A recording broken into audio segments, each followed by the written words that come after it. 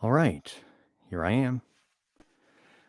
This is John Rourke Foley, and we are currently streaming somewhere different this time. In fact, where we are right now is my mom's closet.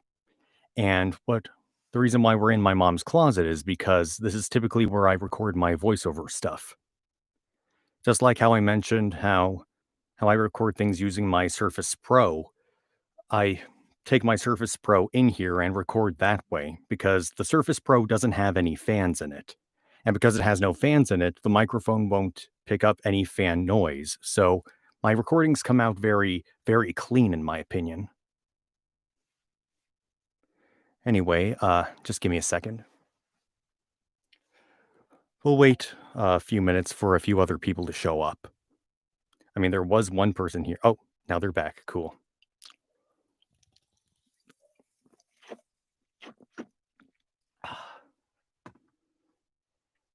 So yeah, the acoustics in here are really, really good. Man, I wish there were a way to adjust the colors on this thing. It's a little weird looking. I'm very, very washed out. Maybe I could, do something to fix it in like OBS, but I haven't taught myself to use it yet. So yeah. Yeah, I'm just waiting for a few other people to show up. I mean, don't know why there's one that keeps coming and going like that.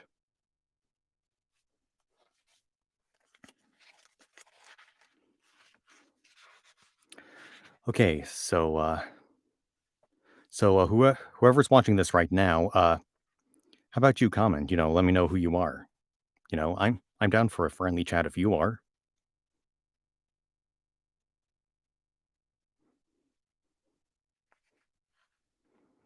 I don't bite much.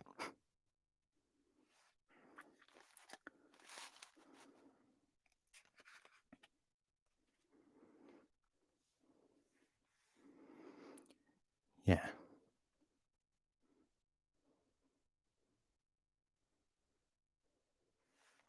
Oh, one thing I should also mention is that the thing about this recording environment is that there's absolutely no ventilation. And because there's no ventilation, it gets pretty hot in here pretty quickly. That's why I have this handkerchief right here.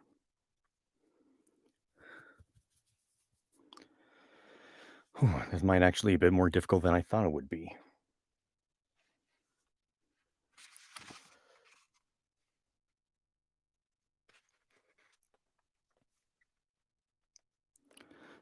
But seriously, who is this one person who's watching right now? Not to, not not not for nothing, but I kind of want to see what you're like. Type something. But if you don't want to, okay. Anyway, so last time we were on Animal Farm, as you can see right here. Huh. I forget, does the camera automatically does the video automatically get flipped so that this is right side forward? I honestly can't remember. It's probably a good thing that I brought all this water because Lord knows it is getting pretty warm in here.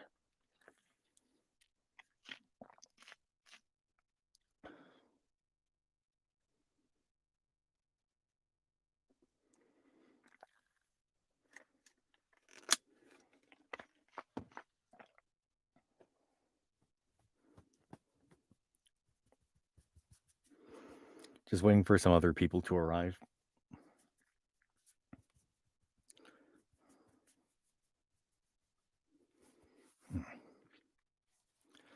Wonder if I should have brought a fan in here.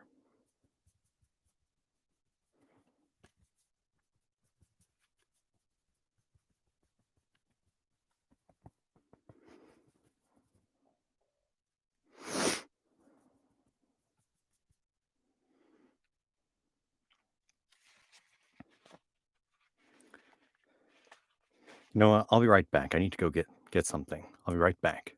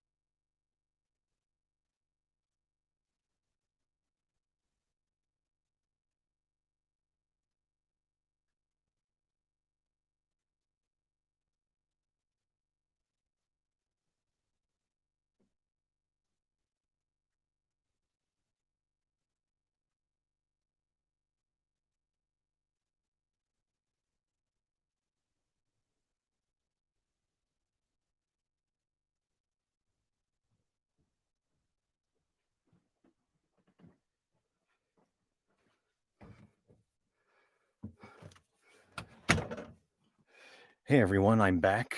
Just bear with me for a second.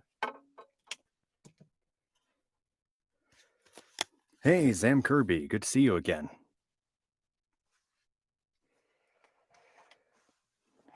Uh, I'm going to make this a little interesting. You see, for those of you who just arrived, the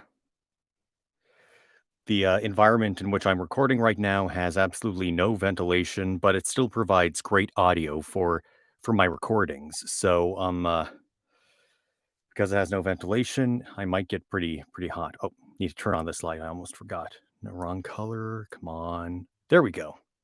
Cool. Here I'm gonna adjust the brightness. Uh-huh. Okay. Oh yeah, that's much better. Let's see here. I mean, I'm not too bad right now in terms of like how hot it is, but who knows? It might change. But anyway, the we're currently on chapter 4 of Animal Farm, and so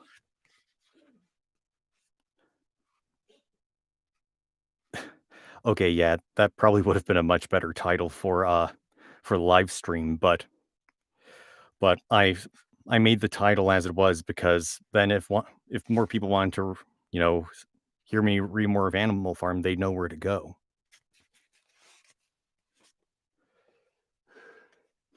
Good thing I have all this water right here.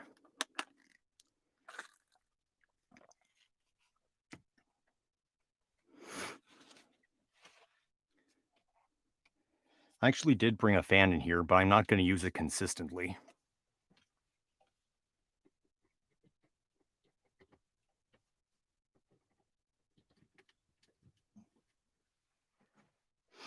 Here, I'm just going to do a little test. Just bear with me for a second. Oh yeah, you can definitely hear that.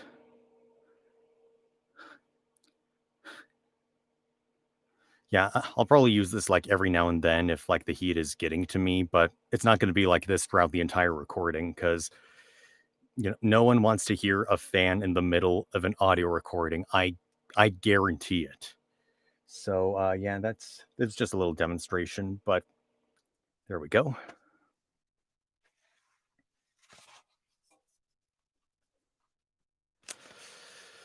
Alrighty then.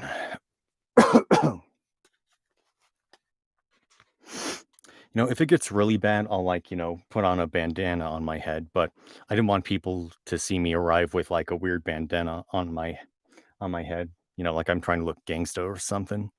But anyway, let's continue where we left off. All right. 4. By the late summer, the news of what had happened on Animal Farm had spread across half the country. Every day, Snowball and Napoleon sent out flights of pigeons whose instructions were to mingle with the animals on neighboring farms, tell them the story of the rebellion, and teach them the tune of Beasts of England. I just realized that I should probably set my phone to silent. There we go. Most of this time, Mr. Jones had spent sitting on the tap room of the Red Lion at Willington, complaining to anyone who would listen of the monstrous injustice he had suffered in being turned out of his property by a pack of good-for-nothing animals. The other farmers sympathized in principle, but they did not at first give him much help. At heart, each of them was secretly wondering whether he could not somehow turn Jones's misfortune to his own advantage. It was lucky that the owners of the two farms which joined Animal Farm were on permanently bad terms. One of them, which was named Foxwood, was a large, neglected, old-fashioned farm, much overgrown by woodland, with all its pastures worn out and its hedges in a disgraceful condition. Its owner, Mr. Pilkington, was an easygoing gentleman farmer who spent most of his time in fishing or hunting according to the season. The other farm, which was called Pinchfield, was smaller and better kept. Its owner was a Mr. Frederick, a tough, shrewd man, perpetually involved in lawsuits, and with a name for driving hard bargains. These two disliked each other so much that it was difficult for them to come to any agreement, even in defense of their own interests. Nevertheless, they were both thoroughly frightened by the rebellion on Animal Farm, and very anxious to prevent their own animals from learning too much about it. At first, they pretended to laugh to scorn the idea of animals managing a farm for themselves. The whole thing would be over in a fortnight, they said. They put it they put it about that the animals on the manor farm, they insisted on calling it the manor farm. They would not tolerate the name animal farm, were so perpetually fighting among themselves and were also rapidly starving to death. When time passed and the animals had evidently not starved to death, Frederick and Pilkington changed their tune and began to talk of the terrible wickedness that now flourished on Animal Farm. It was given out that the animals there practiced cannibalism, tortured one another with red hot horseshoes, and had their females in common. Whoa. This was a story that was read to children, right? This was what came of their rebelling against the laws of nature, Frederick and Pilkington said. Yeah, it did get dark. I couldn't agree more. However, these stories were never fully believed. Rumors of a wonderful farm, where the human beings had been turned out and the animals managed their own affairs, continued to circulate in vague and distorted forms. And throughout the year, a wave of rebelliousness ran through the countryside. Bulls, which had always been tractable, suddenly turned savage. Sheep broke down hedges and devoured the clover. Cows kicked the pail over. Hunters refused their fences and shot their riders onto the other side. Above all, the tune and even the words of Beasts of England were known everywhere. It had spread with astonishing speed. The human beings could not contain their rage when they heard this song, though they pretended to think it merely ridiculous. They could not understand, they said, how even animals could bring themselves to sing such contemptible rubbish. Any animal caught singing it was given a flogging on the spot, and yet the song was irrepressible. The blackbirds whistled it in the hedges, the pigeons cooed it in the elms. It got into the din of the smithies and the tune of the church bells. And when the human beings listened to it, they secretly trembled, hearing in hearing in it a prophecy of their future doom. What the fuck? Oh, pardon my language. All of this over a pack of talking animals?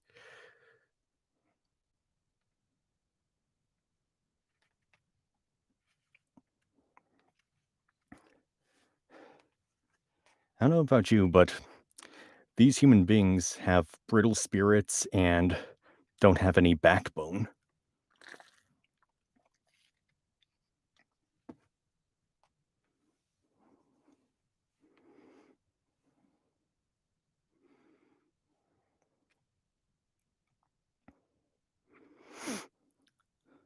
Oh yeah, it's like a classic role reversal almost. Like instead of humans dominating the animals are dominating the humans. I see what they're going for. I mean, it might be kind of a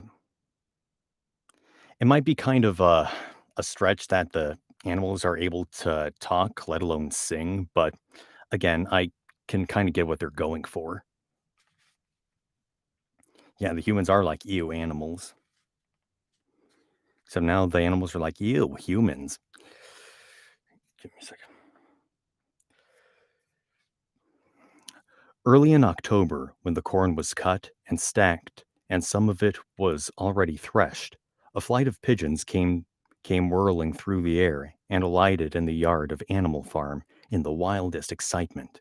Jones and all his men, with half a dozen others from Foxwood and Pinchfield, had entered the five-barred gate and were coming up the cart tracks that led to the farm. They were all carrying sticks, except Jones, who was marching ahead with a gun in his hands. Obviously, they were going to attempt the recapture of the farm. This had long been expected. and all preparations had been made. Snowball, who had studied an old book of Julius Caesar's campaigns, which he had found in the farmhouse, was in charge of the defensive operations. He gave his orders quickly, and in a couple of minutes, every animal was at his post. That's a great way to describe it, a Twilight Zone episode. As the human beings approached the farm buildings, Snowball launched his first attack. All the pigeons, to the number of 35, flew to and fro over the men's heads and muted upon them from midair. And while the men were dealing with this, the geese, who had been hiding behind the hedge, rushed out and pecked viciously at the calves of their legs.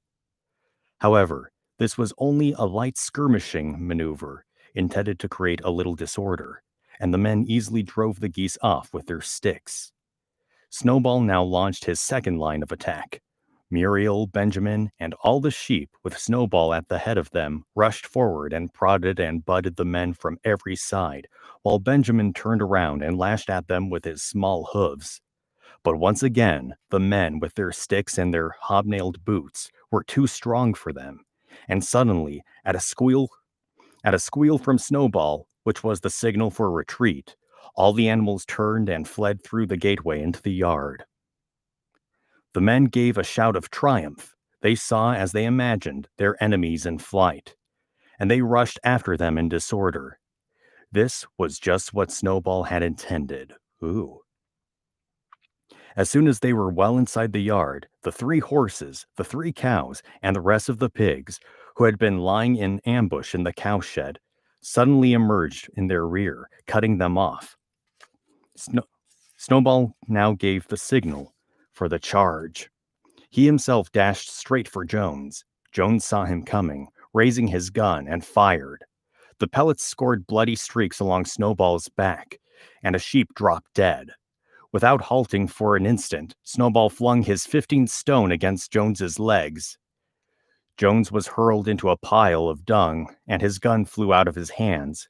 But the most terrifying spectacle of all was Boxer, rearing up on his hind legs and striking out with his great iron-shod hooves like a stallion. His very first blow took a stable lad from Foxwood on the skull and stretched him lifeless in the mud. At the sight, several men dropped their sticks and tried to run.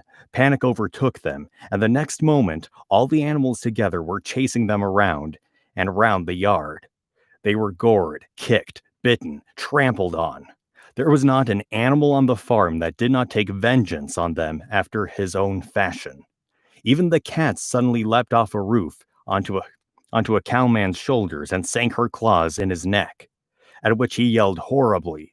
At a moment when the opening was clear, the men were glad enough to rush out of the yard and make a bolt for the main road. And so, within 5 minutes of their invasion, they were in ignominious,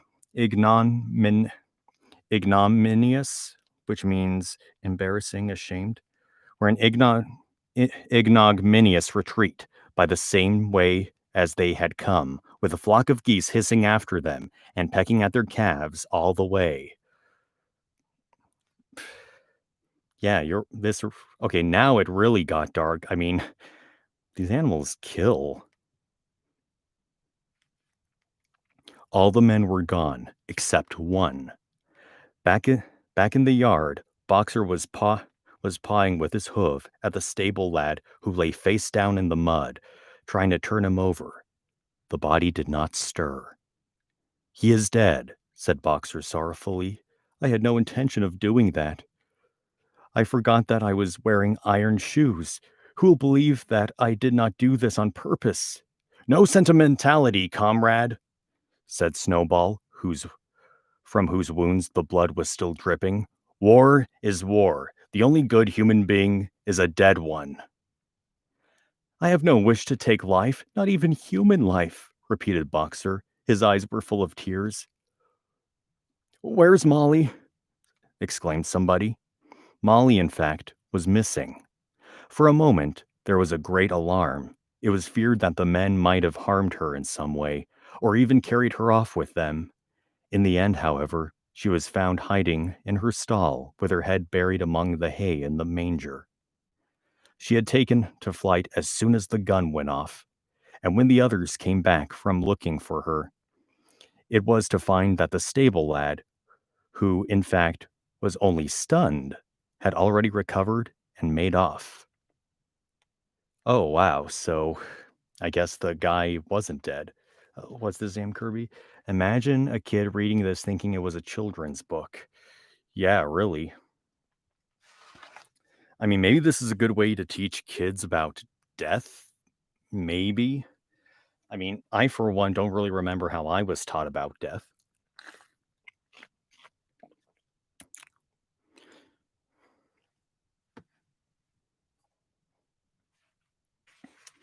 And yeah, I mean, this has to be a book that's made for like younger people because this version at least lasts hang on, let me see, around 139 pages. So that's relatively short compared to a lot of novels these days. So I guess you could call this a novella, which is like a mini novel. Wonder what separates a novella from a light novel. Hmm. The novels from like Japan, light novels.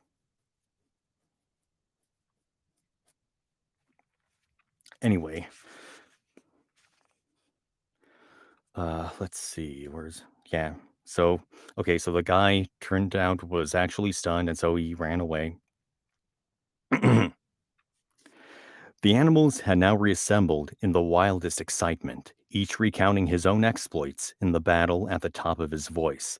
An impromptu celebration of the victory was held immediately. The flag was run up, and the beasts of England was sung a number of times. Then the sheep who had been killed was given was given a solemn funeral, a hawthorn bush being planted on her grave. At the graveside, Snowball made a little speech, emphasizing the need for all animals to be ready to die for Animal Farm if need be. The animals the animals decided unanimously to create a military decoration, Animal Hero First Class, which was conferred there and then on Snowball and Boxer. It consisted of a brass medal. They were really some old horse brasses which had been found in the harness room, to be worn on Sundays and holidays. There was also Animal Hero Second Class, which was conferred posthumously on the dead sheep. There was much discussion as to what the battle should be called. In the end, it was named the Battle of the Cowshed, since that was where the ambush had been sprung. Mr. Jones's gun had been found lying in the mud, and it was last known that there was a supply of cartridges in the farmhouse. It was decided to set the gun up at the foot of the flagstaff, like a piece of artillery, and to fire it twice a year, once in once on October the 12th, the anniversary of the Battle of the Cowshed, and once on Midsummer Day, the anniversary of the rebellion.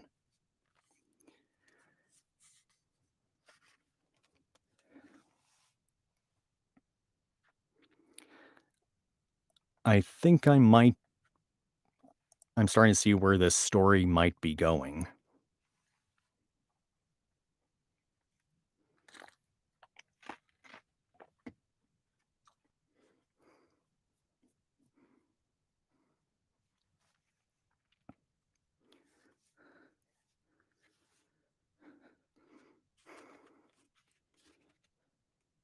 I mean, not to, you know, not to, you know, guess or whatever, but what if they just kill all the humans and it's just an animal only planet?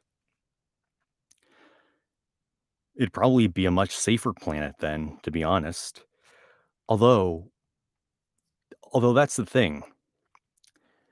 They're setting up their own form of government. They're doing they're assigning rank.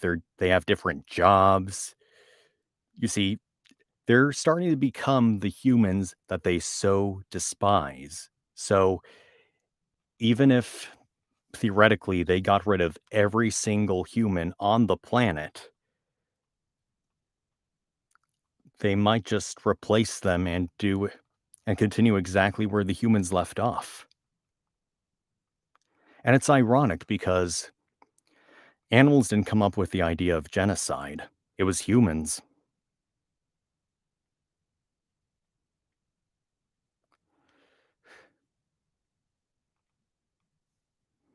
They're turning into something that they hate. It reminds me of that quote from The Dark Knight: "You either die a hero, or you live long enough to see yourself become the villain."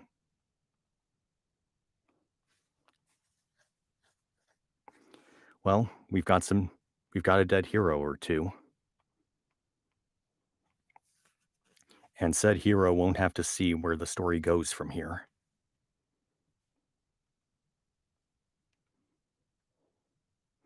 At least, like, again, I haven't read this story before, but the writer and storyteller in me is saying what's going to happen next. Like that's how I would do it. Anyway,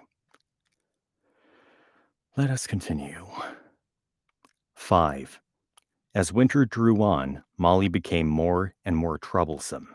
She was late for work every morning and excused herself by saying that she had overslept, and she complained of mysterious pains, although her appetite was excellent.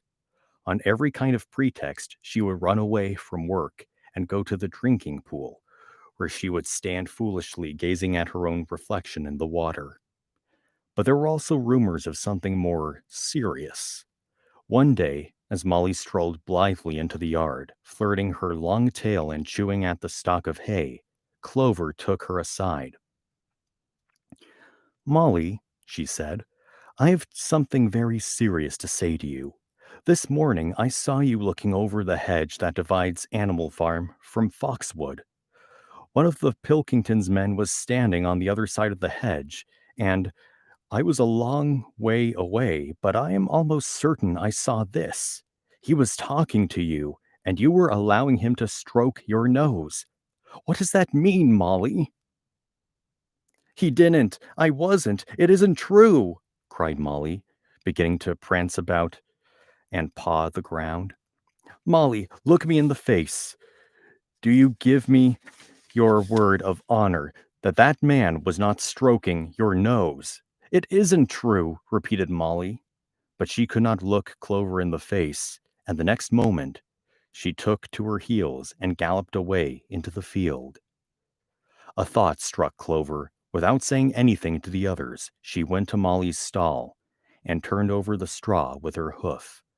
Hidden under the straw was a little pile of lump sugar and several bunches of ribbon of different colors. Ooh, someone's got contraband. Because those are human wants. Anyway, 3 days after Molly, 3 days later, Molly disappeared. For some weeks, nothing was known of her whereabouts. Then the pigeons reported that they had seen her on the other side of Willington. She was between the shafts of a smart dog cart painted red and black, which was standing outside a public house. A fat, red-faced man in check breeches and gaiters. Not gators like alligators, but gators spelled Gaiters. I don't really know what those are, but let's continue. Who looked like a publican, was stroking her nose and feeding her with sugar. Her coat was newly clipped, and she wore a scarlet ribbon around her forelock. She appeared to be enjoying herself, so the pigeons said. None of the animals ever mentioned Molly again.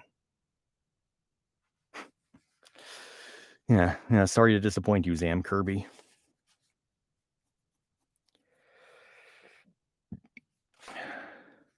In January, huh? Ah, cool. In January, there came bitterly hard weather. The earth was like iron, and nothing could be done in the fields. Many meetings were held in the big barn, and the pigs occupied themselves with planning out the work of the coming season. It had come to be accepted that the pigs, who were manifestly cleverer than the other animals, should decide all questions of farm policy. though their decisions had to be ratified by a majority vote. This arrangement would have worked well enough if it had not been for the disputes between Snowball and Napoleon. Oh, we got pigs butting heads now.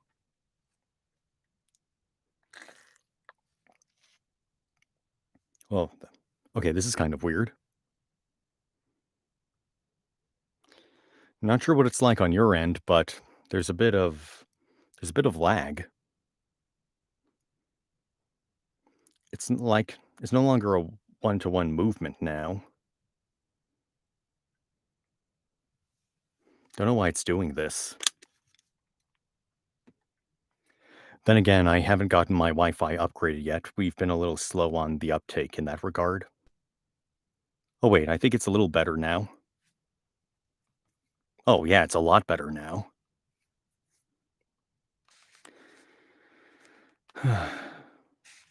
Glad I wasn't reading the story when that stuff was happening. Hopefully. Anywho,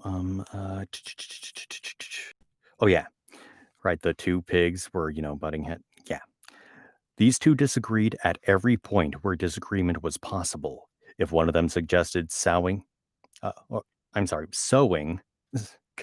I thought it said sowing because, pigs, sow. Anyway, if one of them suggested sowing a bigger acreage with barley, the other was certain to demand a bigger acreage of oats.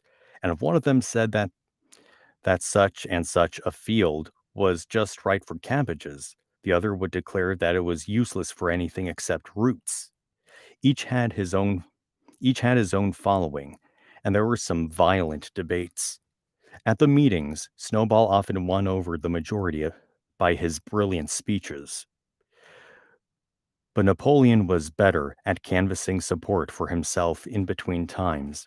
He was especially successful with the sheep. Of late, the sheep had taken to bleating 4 legs good, 2 legs bad, both in and out of season, and they often interrupted the meeting with this. It was noticed, bleh, it was noticed that they were especially liable to break into 4 legs good, 2 legs bad at crucial moments in Snowball's speeches. Snowball had made a close study of some back numbers of the farmer and stock breeder, which he had found in the farmhouse, and was full of plans for innovations and improvements. He talked learnedly about field trains, silage, I think that's how you say it, silage, uh, and basic slag, and had worked out a complicated scheme for all the animals to drop their dung directly in the fields at a different spot every day to save the labor of cartage. Napoleon produced no schemes of his own, but said quietly that snowballs would come to nothing, and seemed to be biding his time. But of all their controversies, none was so bitter as the one that took place over the windmill. Okay, we got kind of a presidential debate going on right now. So yes, these animals are turning anthropomorphic in more ways than one. And for those of you who don't know, anthropomorphic means more human-like. So when you see animals talk in Disney movies, those are anthropomorphized animals. If you see an animal with fingers and they stand on hind legs, those are anthropomorphized. Like Sonic the Hedgehog, for example, he is a prime example of an anthropomorphized animal. Let's see. Yep, they're becoming what they swore to destroy. Yeah, exactly what I predicted. Yeah, they're getting into the same disputes that humans have. They're developing humanistic attitudes. I mean, I gotta give it to these animals for being as smart as they are. What I don't understand though is like, how is this news of talking and singing animals not like headline news, or the fact that they're taking over farms or whatever? I mean, I guarantee you, if a story like this were to happen today, people would be tweeting about this left and right. It's like, screw the coronavirus or anything happening in America. We've got talking animals in England.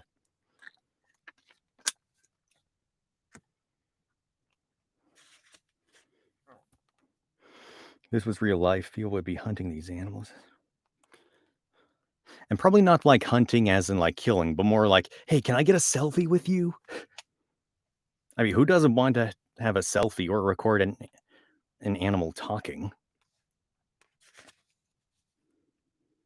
Anyway, let's see what the dispute about the windmill is.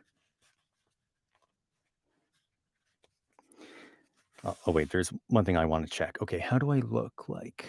Okay, yeah, you can still see my face surprisingly even with the book up. That's good. I would have a selfie with a couple of singing animals. Not gonna lie. Yeah, I would too probably.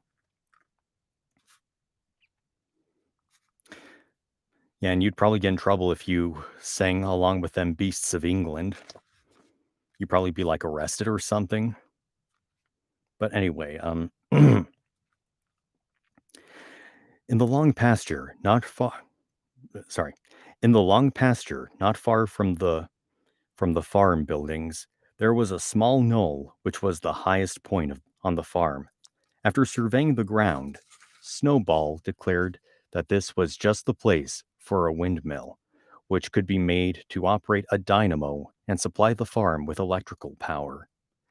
This would light the stalls and warm them in winter, and would also run a circular saw, a chaff cutter, a, a mangle slicer, and an electric milking machine. Ugh. Something about electric milking machine rubs me the wrong way. Uh, the animals had never heard of anything of this kind before, for the farm was an old fashioned one and had only the most primitive machinery. And they listened in they listened in astonishment, while Snowball conjured up pictures of fantastic machines which would do their work for them while they gazed at their ease in the fields or improve their minds with reading and conversation. Within a few weeks, Snowball's plans for the windmill were fully worked out. The mechanical details came mostly from the three books which had belonged to Mr. Jones: 1,000 Useful Things to Do About the House, Every Man His Own Bricklayer, and Electricity for Beginners. Snowball used Snowball used as his study a shed which had once been used for incubators and had a smooth wooden floor, suitable for drawing on. Suitable for drawing on. He was closeted there for hours at a time, with his books held open by a stone, and with a piece of chalk gripped between the knuckles of his trotter. He would move rapidly to and fro, drawing in line after line and uttering little whimpers of excitement. Gradually, the plans grew into a complicated mass of cranks and cogwheels, covering more than half the floor, which the other animals found completely unintelligible but very impressive. All of them came to look at Snowball's drawings at least once a day. Even the hens and ducks came, and were at pains not to tread on the chalk marks. Only Napoleon held aloof. He had declared himself against the windmill from the start. One day, however, he arrived unexpectedly to examine the plans. He walked heavily round the shed, looked closely at every detail of the plans, and snuffed at them once or twice, then stood for a little while contemplating them out of the corner of his eye.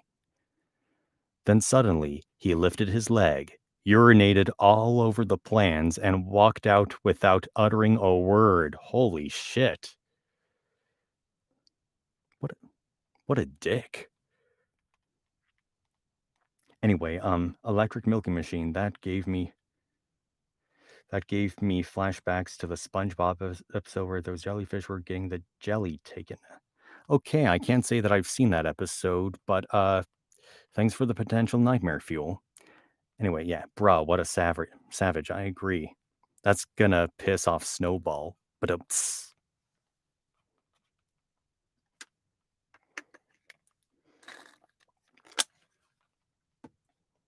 uh, hold on a second. Bear with me.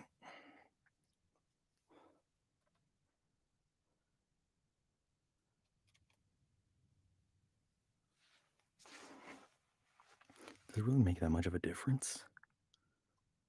Hmm. Oh, yeah, you can definitely see me a lot better with the light.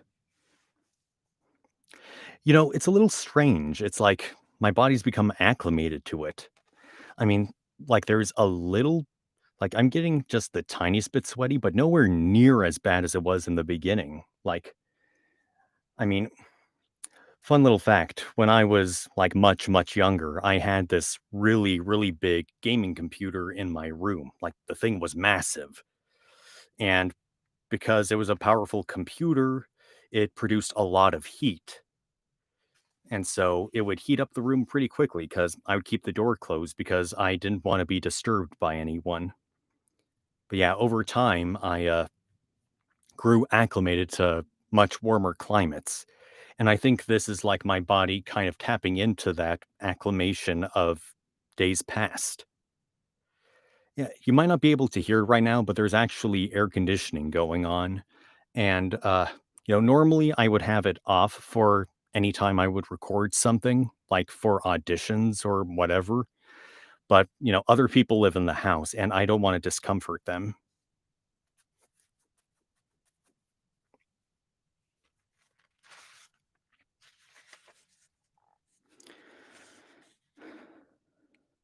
But yeah,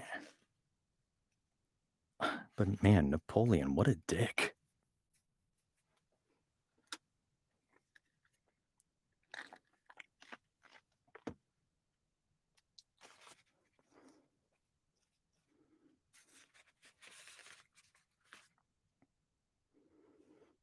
Anyway, I probably should have done that away from the mic. Didn't mean to, like, clear my throat in front of the mic. Probably not good for the ears. Okay. Wait. Okay, that is much better. The whole farm was deeply divided on the subject of the windmill. Snowball did not deny that to build it would be a difficult business. Stone would have to be carried and built up into walls. Then the sails would have to be made, and after that there would be need for dynamos and cables. How these were to be procured, Snowball did not say, but he maintained that it could be all done in a year, and thereafter, he declared, so much labor would be saved that the animals would only need to work 3 days a week. Napoleon, on the other hand, argued that the great need of the moment was to increase food production, and that if they wasted time on the windmill, they would all starve to death. The animals formed themselves into two factions under the slogan Vote for Snowball and the 3 Day Week, and Vote for Napoleon and the Full Manger. Benjamin was the only animal who did not side with either faction. He refused to believe either that food would become more plentiful or that the windmill would save work. Windmill or no windmill, he said, life would go on as it had always gone on, that is, badly. Developing factions. Becoming human. Apart from the disputes over the windmill, there was the question of the defense of the farm. It was fully realized that though the human beings had been defeated in the Battle of the Cowshed, they might make another and more determined attempt to recapture the farm and reinstate Mr. Jones. They had all the more reason for doing so because the news of their defeat had spread across the countryside and made the animals on the neighboring farms more restive than ever. And restive means fidgety, restless. As usual, Snowball and Napoleon were in disagreement. According to Napoleon, what the animals must do was to procure firearms and train themselves in the use of them. Oh, God. According to Snowball, they must send out more and more pigeons and stir up rebellion among the animals on the other farms.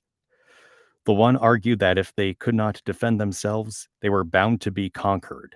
The other argued that if rebellions happened everywhere, they would have no need to defend themselves. The animals listened first to Napoleon, then to Snowball, and could not make up their minds which was right. No, and neither could make up their minds which was right. Indeed, they always found themselves in agreement with the one who was speaking at the moment.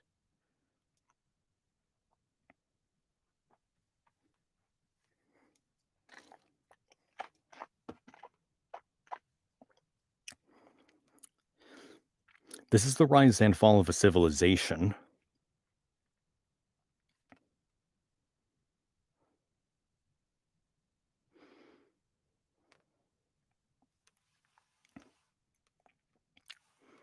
Anywho.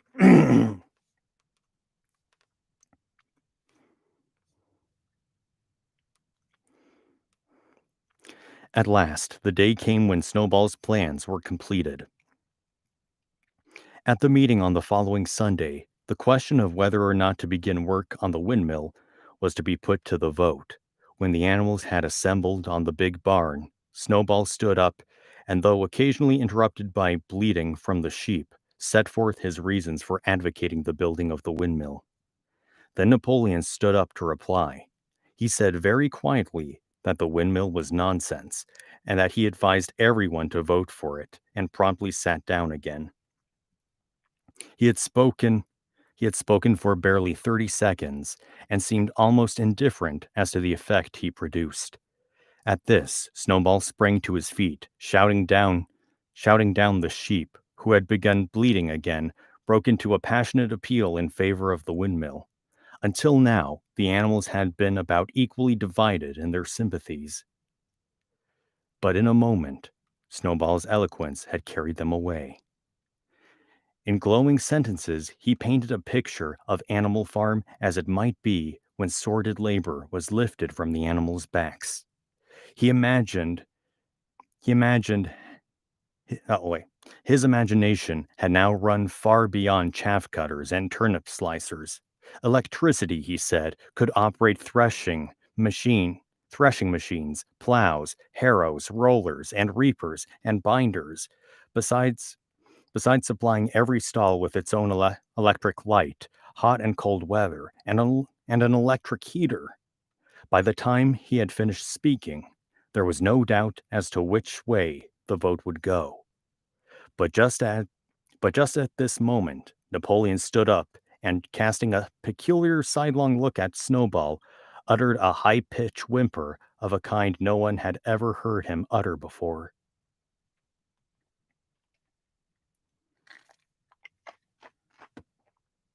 Oh, don't feel bad about it. Yeah. If you have something to say, I don't mind. Like I say, not sure. I don't know if I mentioned this before, but typically when I look at the comments, like when I'm done reading a paragraph or so. Besides, there's no harm in me taking like a few seconds to acknowledge said comment or whatever. Okay, let's see. Where were we? Oh yeah, so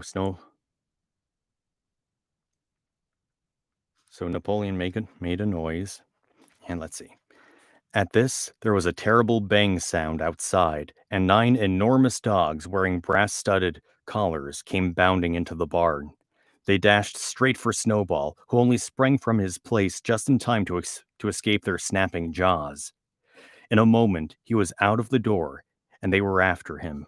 Too amazed and frightened to speak, all the animals crowded through the door to watch the chase. Snowball was racing across the long pasture that led to the road. He was running as only a pig can run, but the dogs were close on his heels. Suddenly, he slipped, and it seemed certain that they had him. Then he was up again, running faster than ever. Then the dogs were gaining on him again. One of them all but closed his jaw on Snowball's tail, but Snowball whisked it free just in time. Then he put on an extra spurt and, with a few inches to spare, slipped through a hole in the hedge and was seen no more. Silent and terrified, the animals crept back into the barn. In a moment, the dogs came bounding back. At first, no one had been able to imagine where these creatures came from, but the problem was soon solved. They were the puppies whom Napoleon had taken away from their mothers and reared privately. Though not Though not yet full grown, they were huge dogs and as fierce looking as wolves. They kept close to Napoleon. It was noticed that they wagged their tails to him in the same way as the other dogs had been used to do with Mr. Jones. Napoleon, with the dogs following him, now mounted on the raised portion of the floor where Major had previously stood to deliver his speech. He announced that from now on, the Sunday morning meetings would come to an end. They were unnecessary, he said, and wasted time. In future, all questions relating to the working of the farm would be settled by a special committee of pigs presided over by himself. These would meet in private and afterwards communicate their decisions to the others. The animals would still assemble on Sunday mornings to salute the flag, sing Beasts of England, and receive their orders for the week. But there would be no more debates.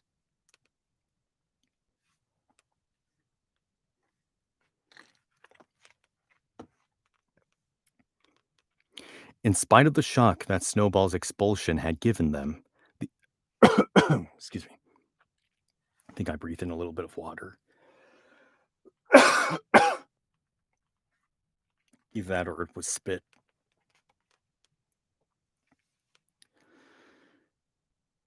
In spite of the shock that Snowball's expulsion had given them, the animals were dismayed by this announcement. Several of them would have protested if they could have found the right arguments. Even Boxer was vaguely troubled. He set his ears back, shook his forelock several times, and tried hard to marshal his thoughts. But in the end, he could not think of anything to say.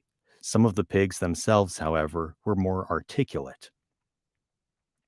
4 young porkers in the front row uttered shrill squeals of disapproval, and all 4 of them sprang to their feet and began speaking at once. But suddenly the dogs sitting around Napoleon let out deep menacing growls, and the pigs fell silent and sat down again. Then the sheep broke out into a tremendous bleating of 4 legs good, 2 legs bad, which went on for nearly a quarter of an hour and put an end to any chance of discussion. Afterwards, Squealer was sent around the farm to explain the new arrangement to the others.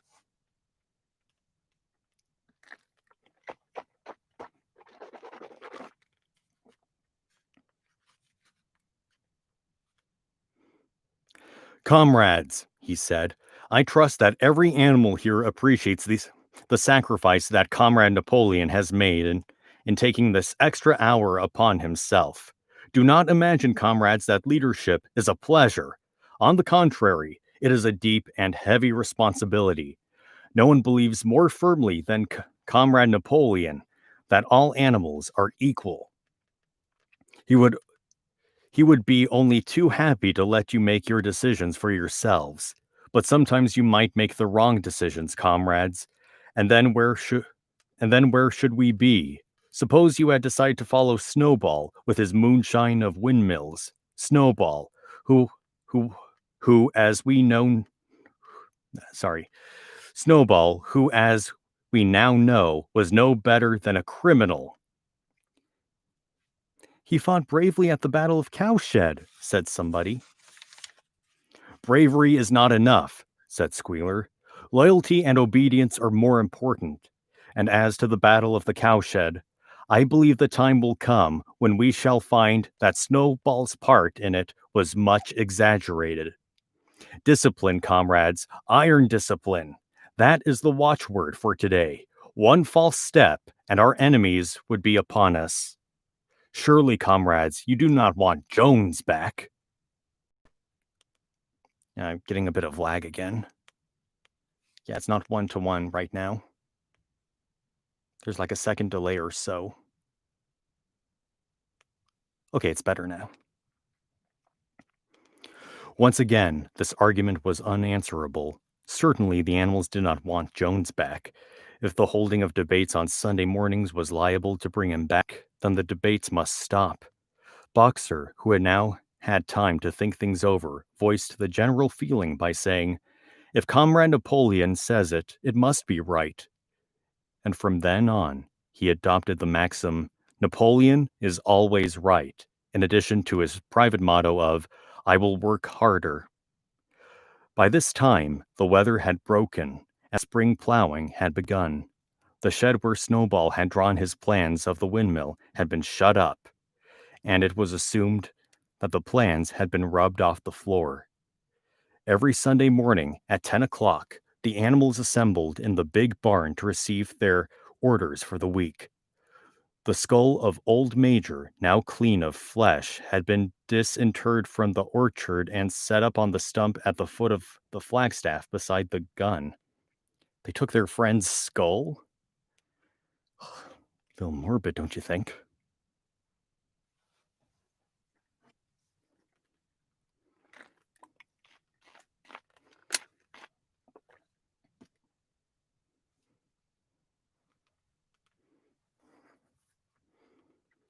Yeah, I mean, think about it. Like, it's not just about like removing the skin of the skull. You also have to remove the muscles, the eyeballs, maybe even the brain. Like, how do you even get the brain out of the skull? Like, there's no way to take the brain out of the skull except for the part where the spinal cord connects to the brain. You know the hole I'm talking about. It's like, did, did they scoop out the brain? Did they leave the brain in there? And if so, is it crawling with ants? Like, I know they're animals, but you gotta admit, I don't think that's a great way to like remember your friend, an ant covered skull with the brain still inside.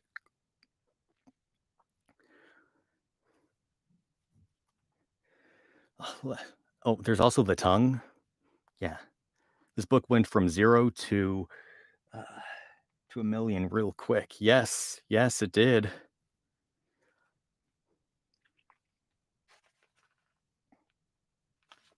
Anyway, I'm gonna put on some chapstick.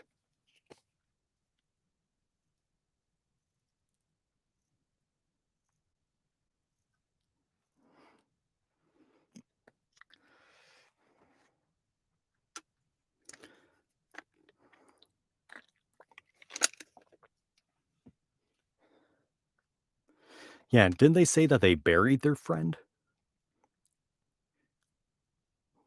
Because if they got his skull, then that means that they like partially unburied him to take off the head and then, you know,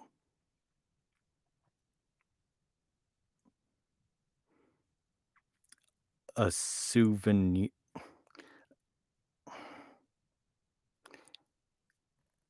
Surely there were better choices for souvenirs, ones that didn't involve body parts. Anyway,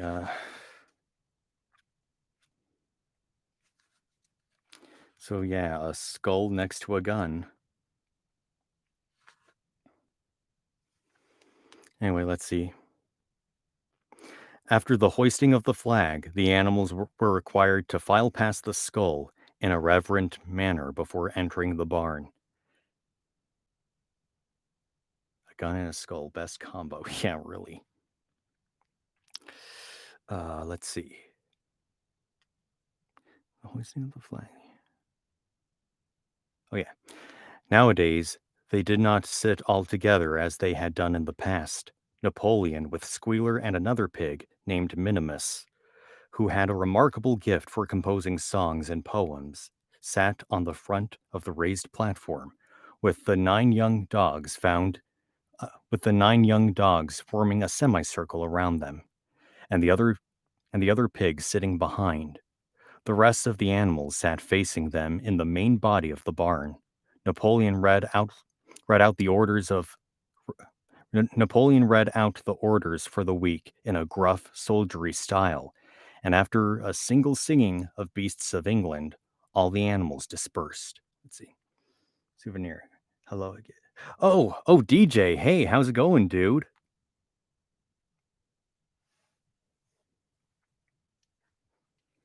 Glad you're here.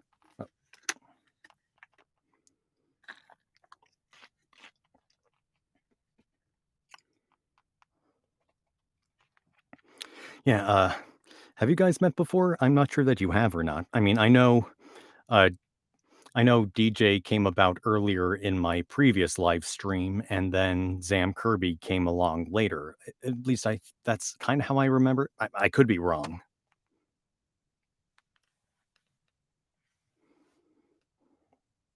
but yeah, Carrot Express. I like it. Yeah, I remember him from the other stream. Yeah, yeah, cool, cool, cool. Sorry you got a cough, dude. Good thing it's not Corona. Yeah, yeah, but coughs totally suck.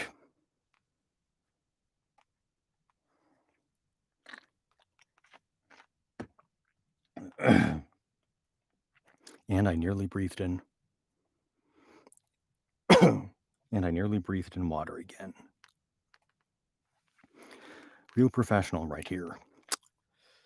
Anywho, yeah. Because I was so into the story, I didn't realize the beads of sweat growing on me. But no matter, I'm not deterred just yet. You gotta leave due to sleep. Oh well, if you need to sleep to get better, then by all means, don't want to force you to do something you don't want to if it means you know affecting your health in a negative way. But yeah, thanks for stopping by when you did, DJ.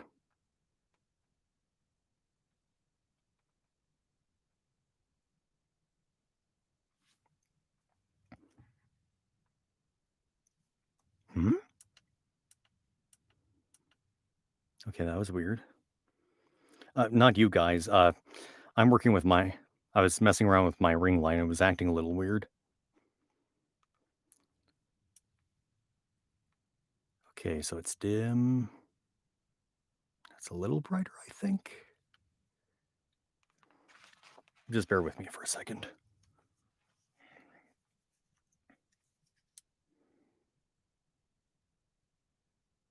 I think it's growing dim.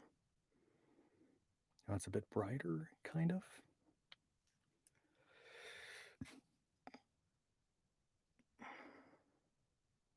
You know, hmm? That noise? Hmm?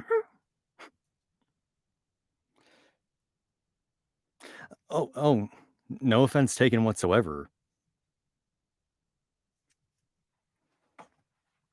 Never even occurred to me to be offended.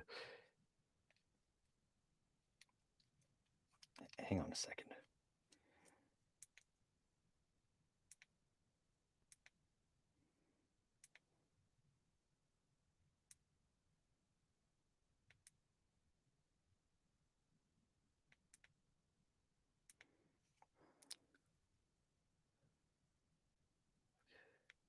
Dang, that's dim.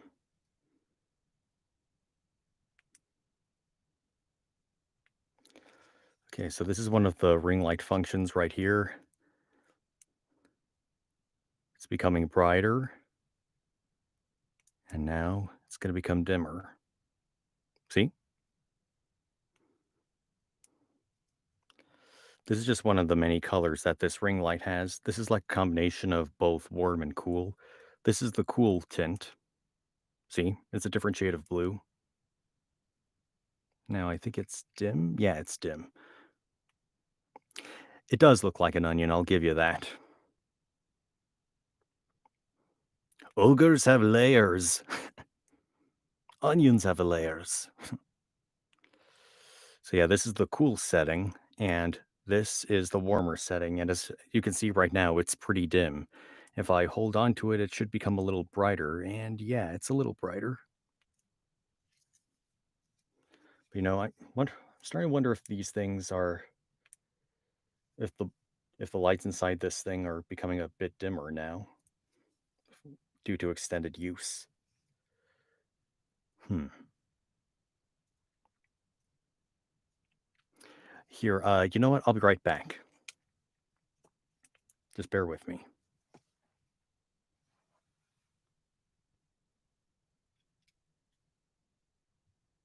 Hmm? What's this? Oh, there we go. I'll be right back. I promise not to take too long.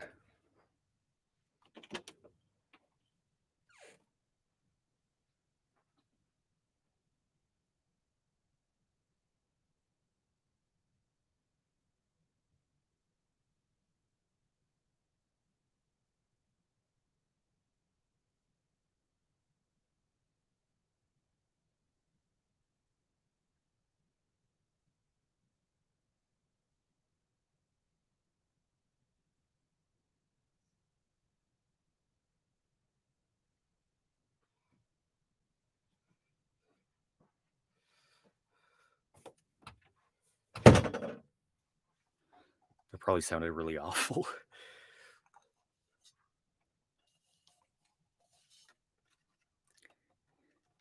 Yeah, it's good to be back. Okay, just bear with me for a second. Okay, just squeeze this.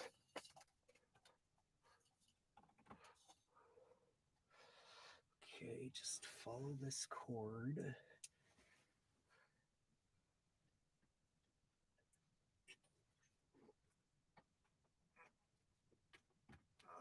There we go. Now, let's give this puppy a go. Come on, where's that? Where's that dang button switch thing? Wait, is that it right there? Oh. Oh, wow, that is... I look really well lit, don't I? Yeah, it's like crazy bright for me right now. I'm going to turn on the brightness on my monitor because I'm that bright. Yeah, so instead of this ring light, I'm now using a clamp light. It's like one of those things that you see people use for like reptiles, except what's this? Oh, it's nothing important. Never mind. Here, I'm trying to bring up a picture of what a clamp light looks like. Clamp light. Now, I look really, really good. Like very well lit, very evenly lit.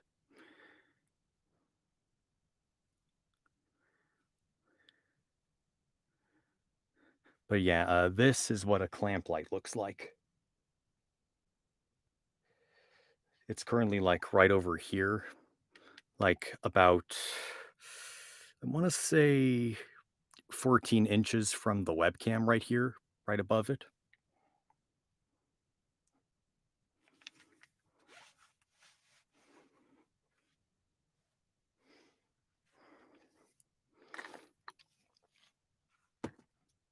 But yeah, I think I look really well lit. What do you think? You have one of those somewhere? Yeah. Probably everyone does. Yeah, it's like one of those things that you have lying around the house, but you never really found a use for it. It's just there.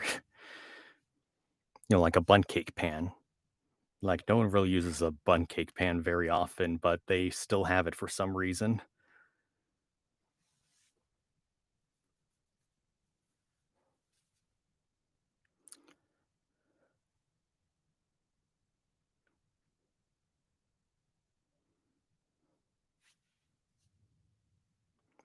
Oh yeah, that reminds me. Another thing I probably should have taken into consideration when it comes to the ring light is that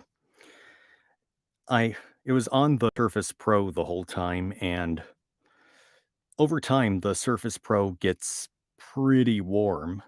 Like I'm touching the back of the Surface Pro right now, and it's got some heat to it. Now it's not like crazy hot to the point where it shuts off the tablet, but still, I think maybe the heat might have gotten to the ring light a little bit, but I think what the ring light needs right now is a good charge. Just hang on a second. Uh, if you notice, the ring light has this red LED right now, and it's currently plugged in. It means that it's in the middle of charging.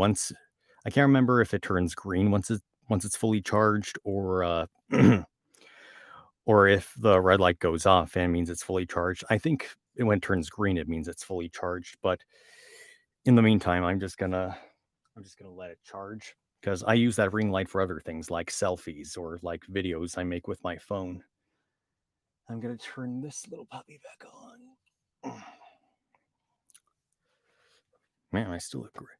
Works very, very hard. It can have small rig. Agreed. 100% Sam Kirby.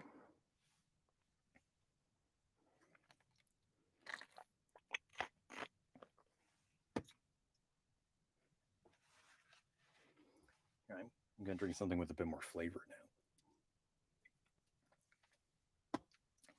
Wow, it's like no matter where I sit, no matter where I stand, I'm pretty well lit.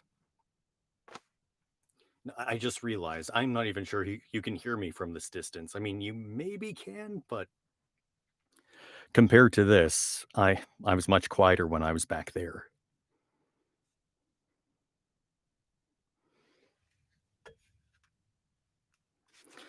But you know what? I should probably have these things on so I can actually feel the difference between volume. Like, okay, I'm in front of the microphone and I can definitely hear myself in my headphones. And as I walk back, I can still kind of hear myself, but could also be a combination of some of the sound bouncing off the walls. Like, if it wasn't obvious enough, this ceiling and these parts of the walls, they don't have any kind of padding on them, so there is still a bit of reverb, but at the same time, the floor is carpet and there are all these clothes surrounding me, so it absorbs most of the sound for the most part. In fact, my vocal coach, what? My vocal coach said that there's nothing better than a walk-in closet for a sound recording setup. In a situation like this, I believe her.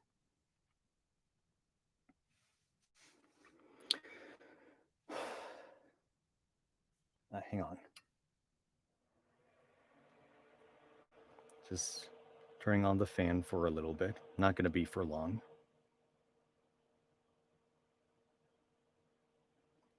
Huh, an hour has gone by since the stream. That's cool.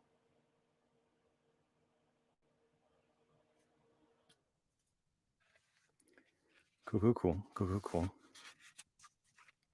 Oh, and one cool thing about this clamp light, at least for the bulb, it's that it's not an incandescent bulb. You know, the kind of bulb where there's like a little wire inside that, lights up and the bulb is like made of glass. The bulb I have right here is an LED bulb. And hang on,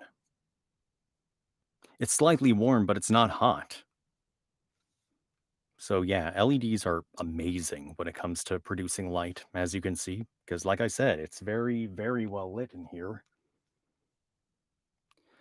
I'm not exactly a fan of the cameras like, change like contrast change or brightness change, whatever it's called. Like, see when I move closer, it becomes a little darker, but as I move back, you can see it get a bit brighter. Maybe if I had an external webcam, but I mean, I figured it was like unnecessary, just use what I have. And besides, there's not enough USB ports for a second webcam because this Surface Pro has one USB port and it's reserved for my audio interface, which is the device that allows me to connect this microphone to the Surface Pro.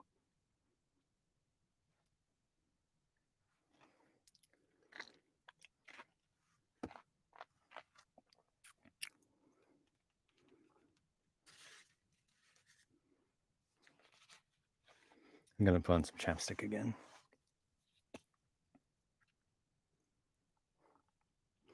Wonder if anyone has seen my Instagram story because I announced on my Instagram that I was going to do this live stream.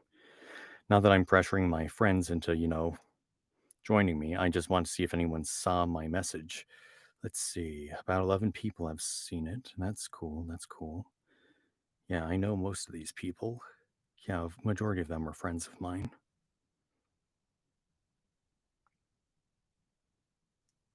Oh, that's totally okay. I mean, uh, tell me, are you how long have you been subscribed to this channel?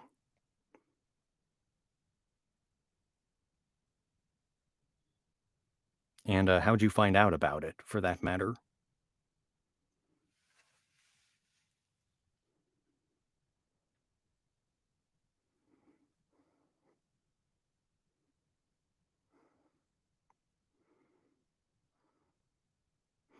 Channel from a Steven Universe panel. Oh yeah, Steven Universe. I still got to finish the rest of Steven Universe Future. I'm ashamedly behind, but I actually met Rebecca Sugar one time. She was really sweet. Uh,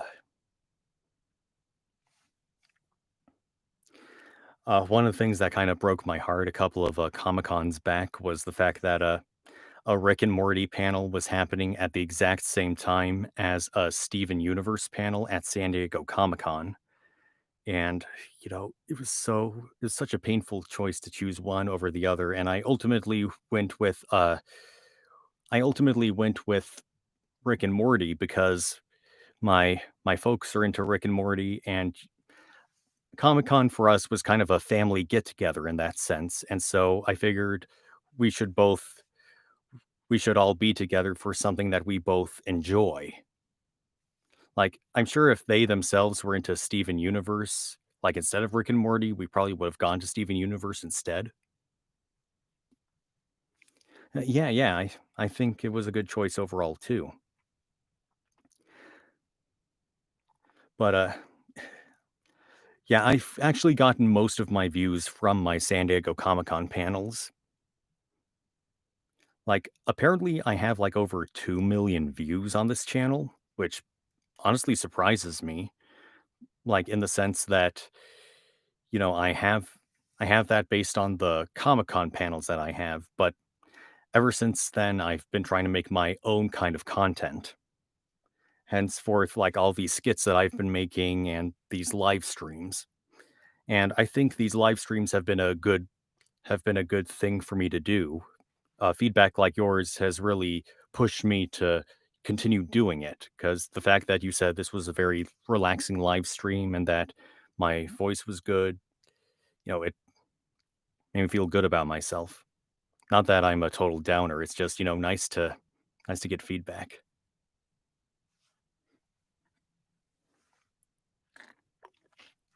I kind of feel like I'm talking faster than you can reply, so pardon me in that regard.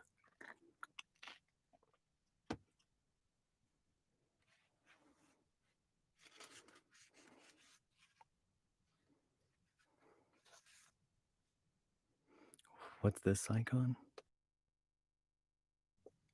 That was the mute button. What's this? That's the share button. Hmm.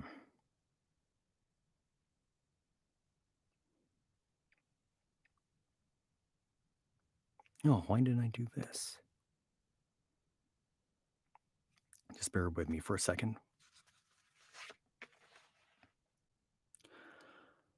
Are you kidding me? I misspelled reading?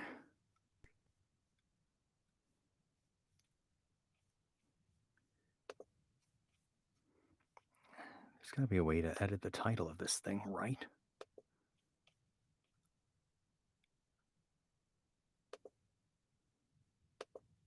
Well, there has to be.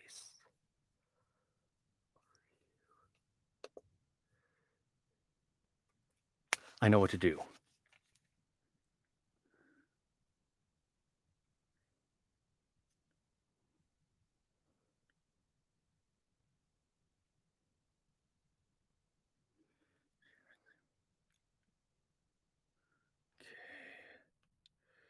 YouTube Studio, back, back, back.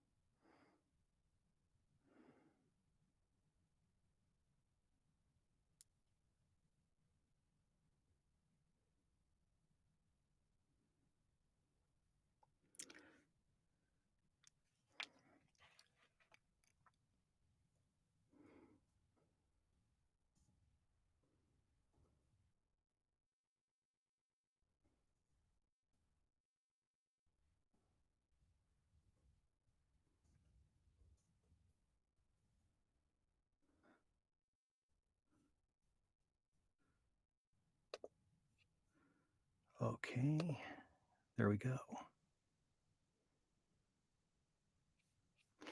And we're back. So, what's that? I think the way you're making content is now great. Most people only watch for the panels, but if you enjoy what you're making now, then I think those people and more could enjoy what you're making now. Yeah, thanks.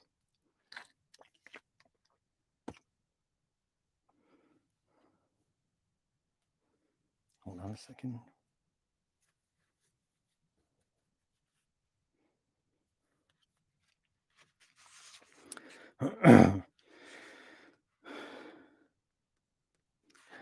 Where were we in the story? Let me just look for it.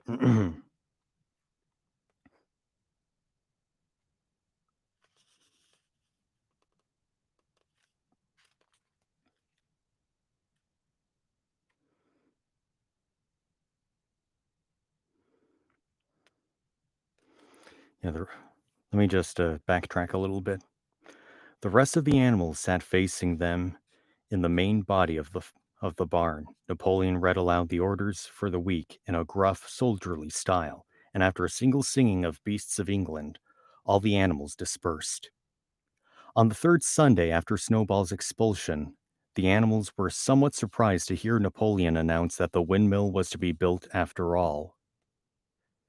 Oh, Napoleon, you jerk. That's my thought. That's not what it says in the book. Sorry.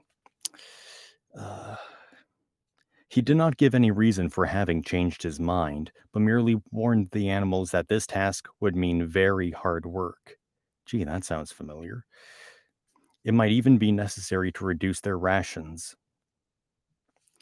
The plans, however, had all been prepared, down to the last detail. A special committee of pigs had been at work upon them for the past 3 weeks. The building of the windmill, with various other improvements, was expected to take 2 years. That evening, Squealer explained privately to the other animals that Napoleon had never in reality been opposed to the windmill. On the contrary, it was he who had advocated it in the beginning, and the plan which Snowball had drawn on the floor of the incubator shed had actually been stolen from among Napoleon's papers. The windmill was, in fact, Napoleon's own creation. Why then, asked somebody, had he spoken so strongly against it? Here Squealer looked very sly. That, he said, was Comrade Napoleon's cunning. He had seemed to oppose the windmill simply as a maneuver to get rid of Snowball, who was a dangerous character and a bad influence.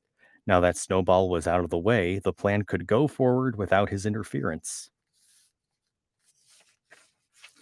This, said Squealer, was something called tactics. He repeated a number of times, "Tactics, comrades, tactics," skipping around and whisking his tail with a merry laugh.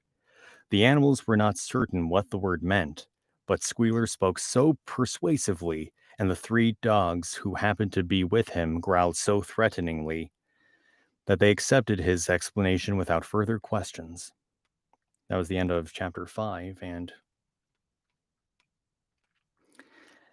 yeah, this is exactly like, people taking credit for things, to make them look good. It's like, oh, this person's idea totally sucks. But hey, these people really like this idea, so if only it were my own creation. Napoleon's a total schemer and a total jerk, too.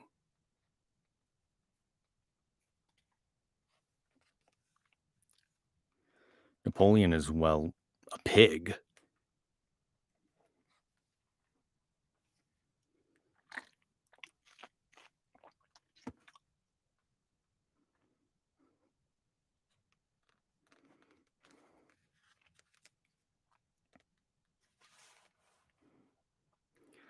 Oh, I already just read the first sentence for 6, but yeah.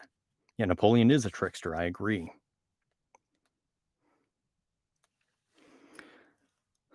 All that year, the animals worked like slaves, but they were happy in their work. They grudged no effort or sacrifice, well aware that everything that they did was for the benefit of themselves and those of their kind who would come after them, and not for a pack of idle, thieving human beings. Throughout the spring and summer, they worked a 60-hour week, and in August, Napoleon announced that there would be work on Sunday afternoons as well. This work was strictly voluntary, but any animal who absented himself from it would have his rations reduced by half.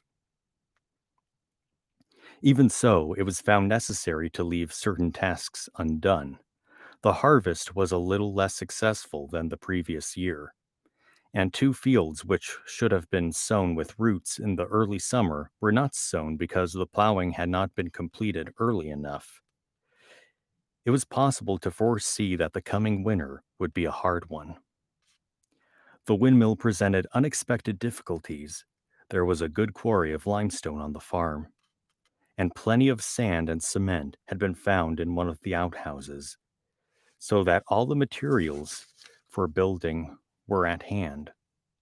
But the problem the animals could not at first solve was how to break up the stone into pieces of suitable size. There seemed no way of doing this except with picks and crowbars, which no animal could use because no animal could stand on his hind legs. Only after weeks of vain effort did the right idea occur to somebody, namely to utilize the force of gravity. Huge boulders, far too big to be used as they were lying all over the bed of the quarry. The animals lashed ropes round these, and then all together, cows, horses, sheep, any animal that could lay hold of the rope, even the pigs sometimes joined in at critical moments. They dragged them with desperate slowness up the slope to the top of the quarry, where they were toppled over the edge, and to shatter to pieces below. Transporting the stone when it was once broken was comparatively simple. The horses carried it off in cartloads, the sheep dragged single blocks. Even Muriel and Benjamin yoked themselves into an old governess cart and did their share. By late summer, a sufficient store of stone had accumulated, and, and then the building began under the superintendence of the pigs.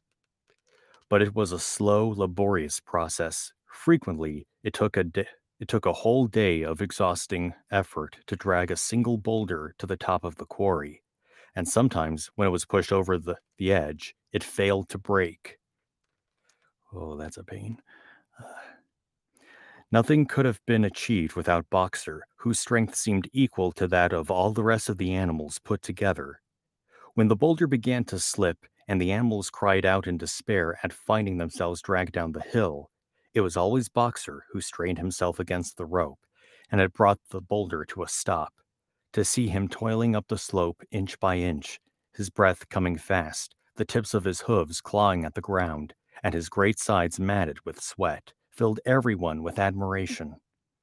Clover warned him sometimes to be careful not to overstrain himself, but Boxer would never listen to her.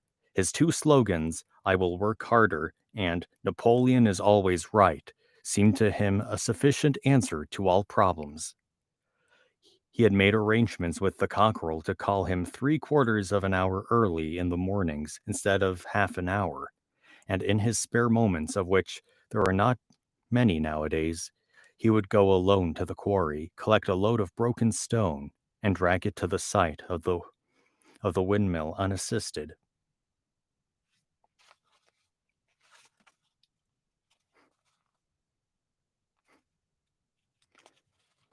Hang on a sec. I'm just checking something.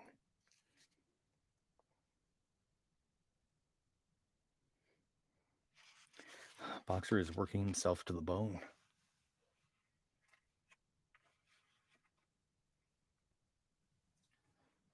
I have a feeling it's going to be his undoing. Just bear with me for a second. I feel like I need to sit down now. I have a chair with me. I just gotta get it set up.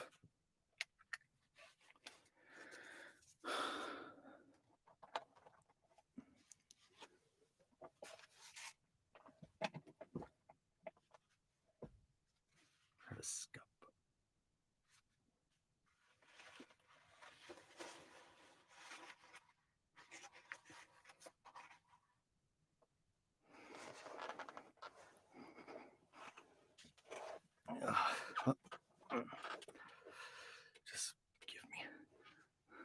The Travis Scott burger? No, I haven't. Hang on a second. These are my mom's shoes. Uh, Hang on. I'm gonna cut my phantom power for a second. So, Tara, holy shit, Tara, you're here. Awesome. Okay, bear with me for a second.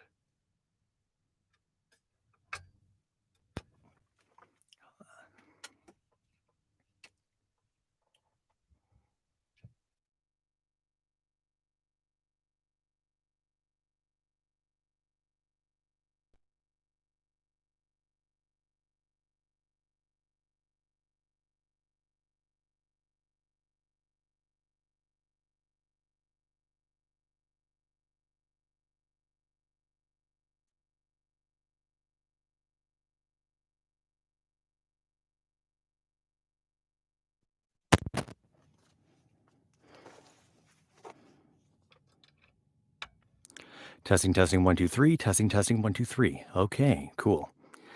Yeah, I just had to move the camera from one part of my mic setup to a different part. I have like a separate arm right here that extends forward and is on the same level as my face when I'm sitting down. So anyway, where'd I put that book? Ah, here it is. But yeah, Tara, it's awesome that you're here. And that's your last name? Hartnett?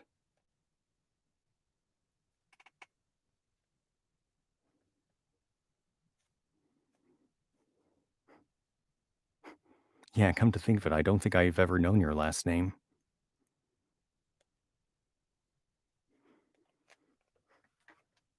It's a good last name. I like it.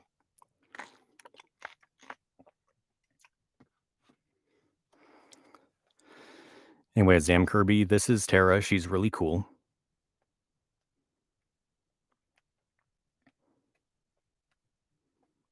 I don't put on many things. And Tara, this is Zam Kirby. Come to think of it,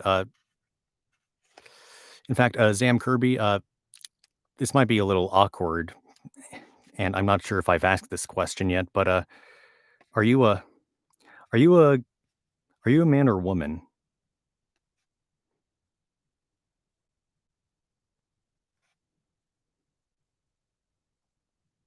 Sorry if it's an awkward question. Yeah, I thought you were, but I didn't want to make any assumptions. But yeah, so yeah, Tara, Zam Kirby's cool. Zam Kirby, Tara's also cool. So yeah. Anyway, Tara, to catch you up on things, I've currently been reading Animal Farm, and it's a surprisingly dark book, even though it's a story about talking animals. And just to let you know, Napoleon is a total dick. Not Napoleon Bonaparte. There's a pig character named Napoleon, and yeah, he's a scoundrel. He, you kind of want to make bacon out of him.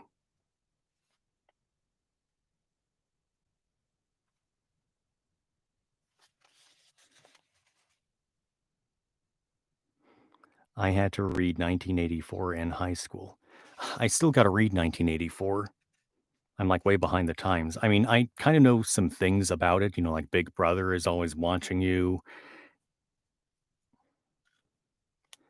but I haven't actually read the whole thing or any part of it really. I just know of it and some things related to it. And I know it's also very influential in the sense that it's very dystopian. The A dystopian book that I read in high school was Fahrenheit 451, which is a really good book by the way. But there is yet to be a good movie adaptation of Fahrenheit 451. There have been 2, and both of them didn't do well. Like, they didn't do it any service. Like, the first adaptation came out in 1971, I wanna say, and I understand that budgets were limited back then, but, it still didn't turn out very well. And there was another. Oh, does The Giver count as a dystopian book? You know, I don't know exactly because I know of The Giver mostly because of the trailers that I've seen for the movie adaptation, but, oh, yeah, yeah, you're right. The 1984 is by George Orwell. I forgot about that. No wonder his name was so familiar.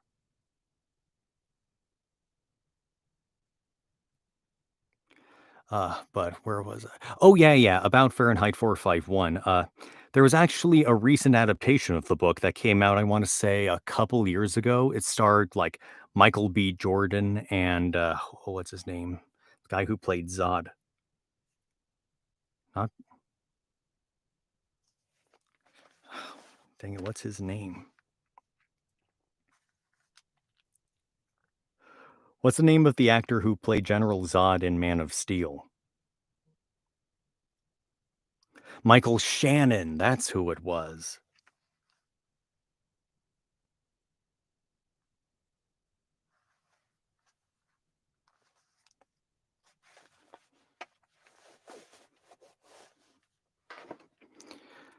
Yeah, yeah, I'll probably have to check out The Giver at some point because a lot of who have read it seem to like it, and it seems that you two are no exception.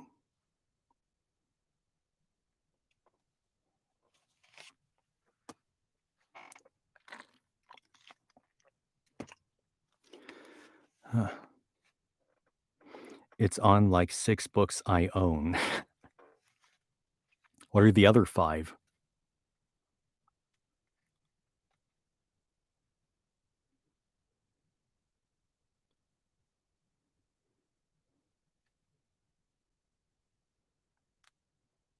3 are Hunger Games.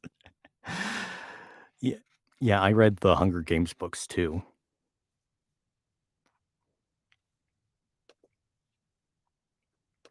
I really enjoyed that book series.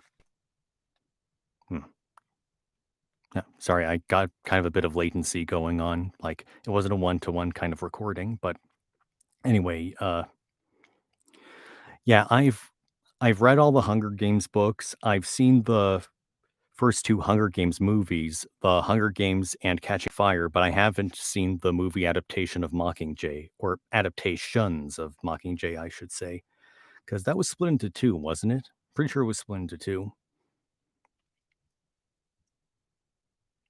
So you got The Giver, you've got the 3 Hunger Games books.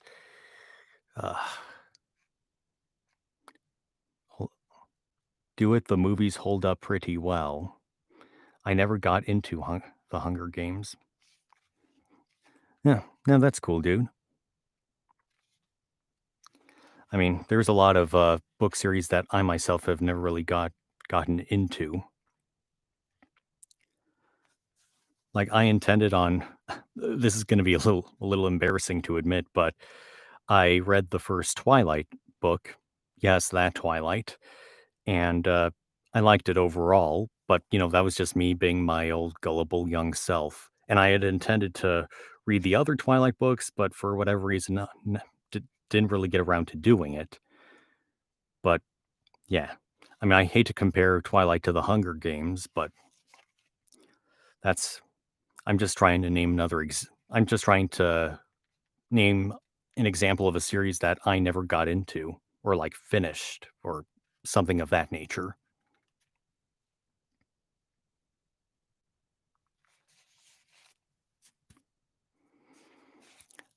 Yeah. There's a lot of, popular books that I've never gotten a chance to read, like Dune, for example.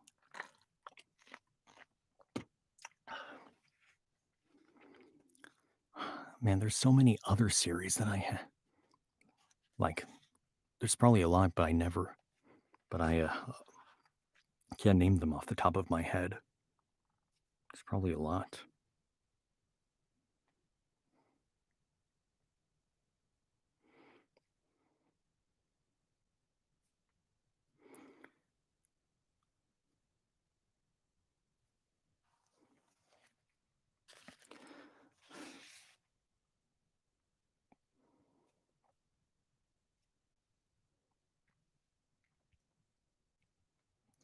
But anyway, I suppose I might as well continue with this thing. I just need to find where I left off.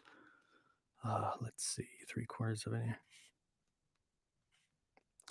Oh yeah, yeah. Less. We were just talking about Boxer, how he's working himself to the bone. He's like working all the time with no assistance from anybody because he's working way more than anyone else. Yeah, poor Boxer is right.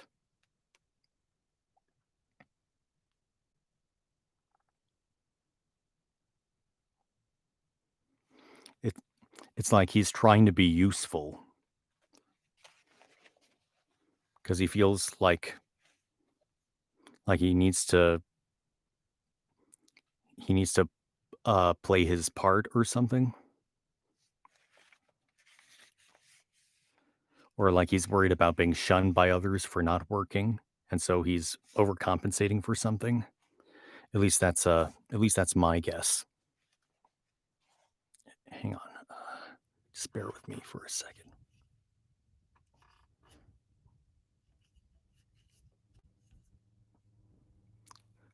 Oh wow, this is so much better. Just needed to lower the microphone a little bit because now much closely it's a lot closer to my face, and the microphone is pointed down a little down toward me, and it's very convenient if I because then I won't have to like stretch my neck up like this in order to read it. I could just stay right here. I mean, pardon me if it covers my face a little bit, but I want to make sure that there's a right balance between being able to hear me correctly and being able to see me okay. And for the most part, I think you can see me okay. Yeah, I think so too.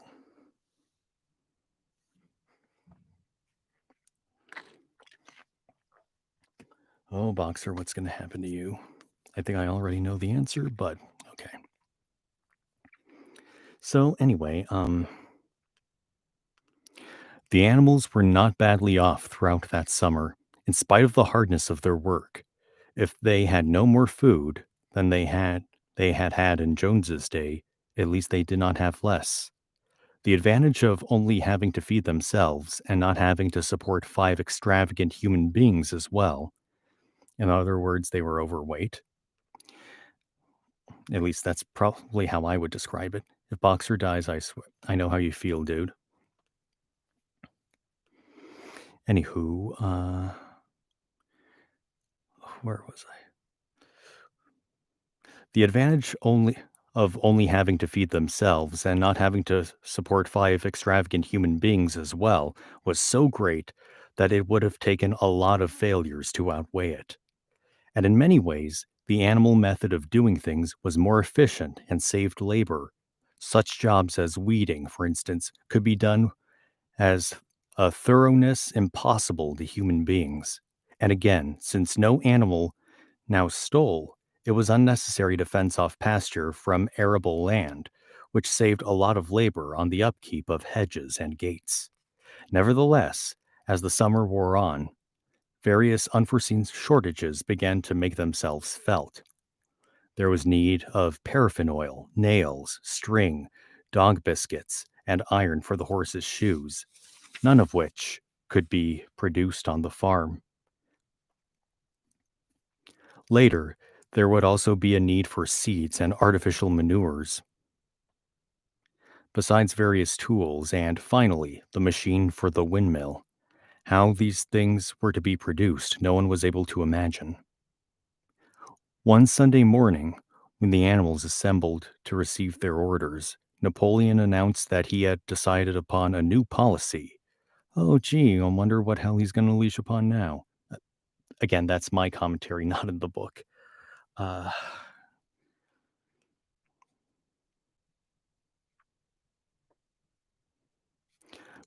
from now onwards, Animal Farm would engage in trade with the neighboring farms, not, of course, for any commercial purpose, but simply in order to obtain certain materials which were urgently necessary.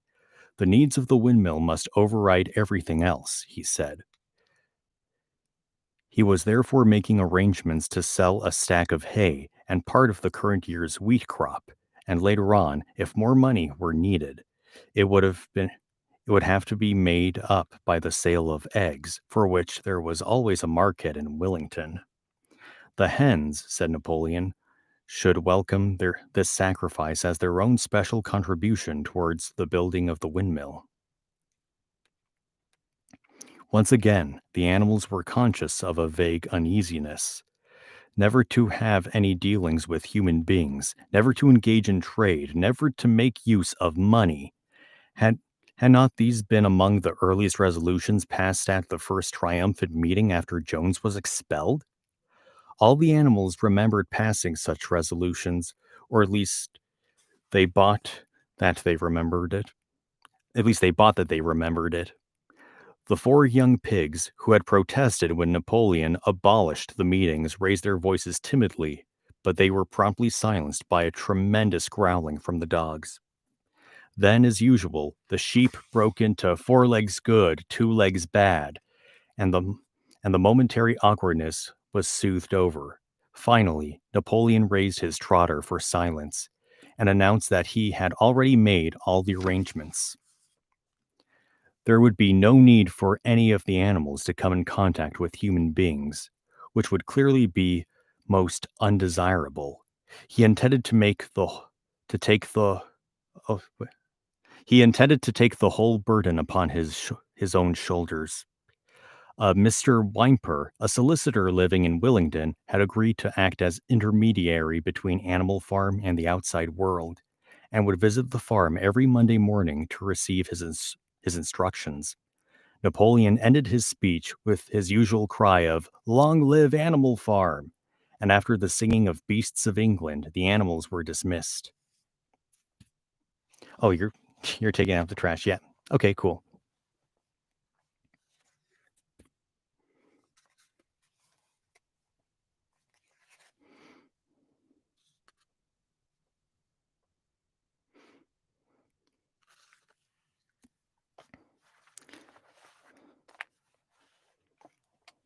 You still there, Tara?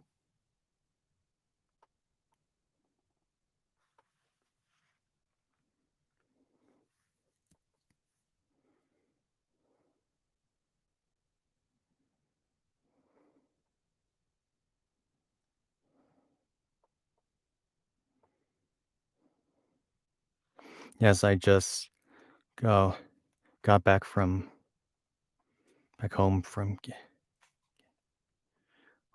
getting gas. Oh, that's cool. Are you still in the East Coast right now?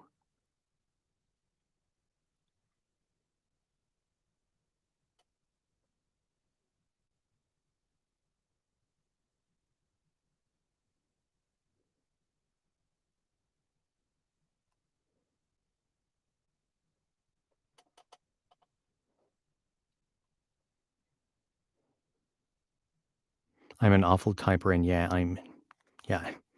I figured as much. Dang. Yeah, because when you said home, I figured you meant the home on the East Coast rather than, hey, you're back in California and you're at your own place kind of home.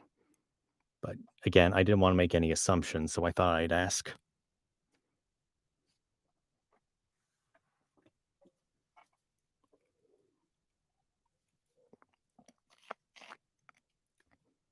Oh, yeah, you could definitely hear the air conditioning in here, but what are you going to do about it?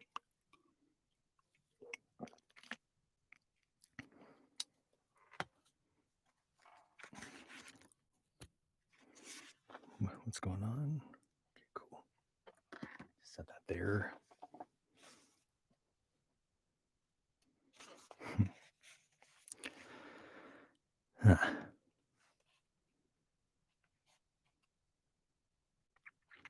So yeah, I'm not sure if I told you this, Tara, but this is my microphone right here, the Rode NT1. It's like really good for its price. Has a very low self noise. Basically, it's the noise that the microphone itself makes. Like most machines like make their own kind of noise, and when you record things, you typically want to be in an environment that doesn't produce a lot of noise.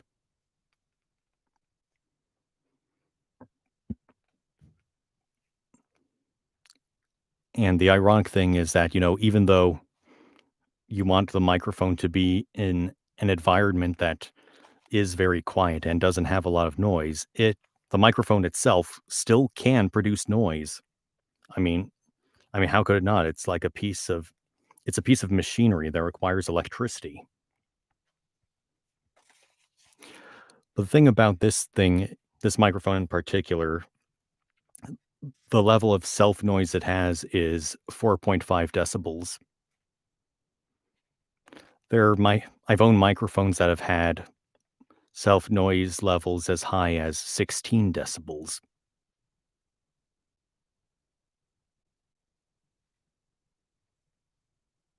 Apparently, there was a fourth person in the room, but they decided to leave. But as I was saying, apparently, make a lot of noises.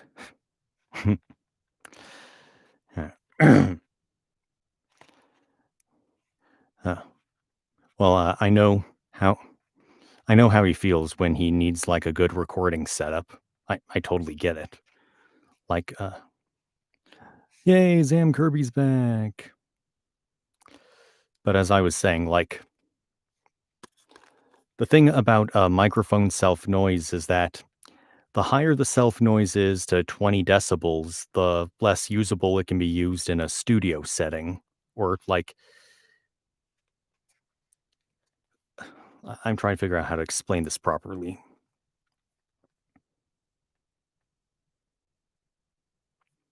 There's just something about the level of self noise that affects the overall recording quality and might give the audio engineer a bit of trouble. And the background, the self noise that the mic makes is like a level of hiss, I guess you could say. And yeah, there's only so much that noise removal software can do to fix it. But at the same time, like you want the self noise of the microphone to still be very, very low.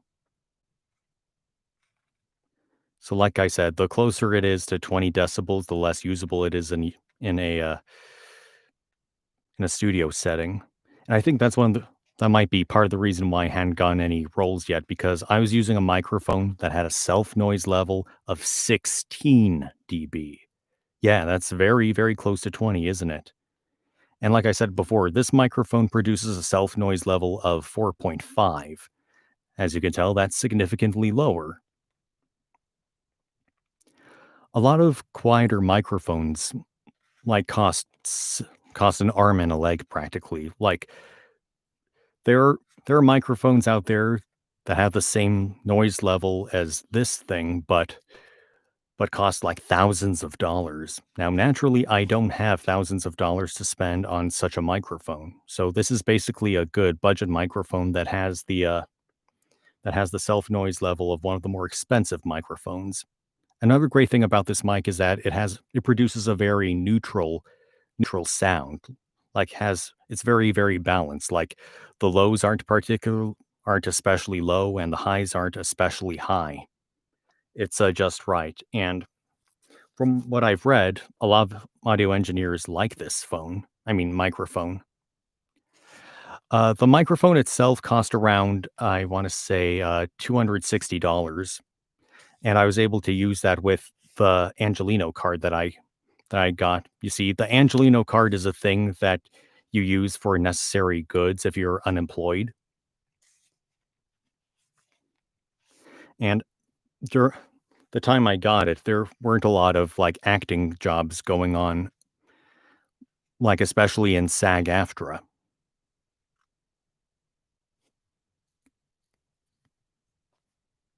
I still think maybe the $260 price point might turn some people off, but I think it was still it was money well spent.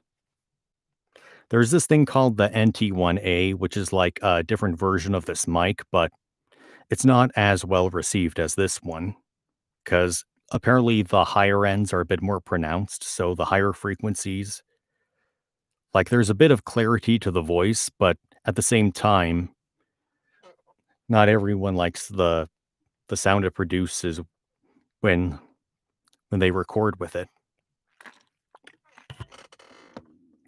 And I just rubbed my headphones against the windshield. Awesome.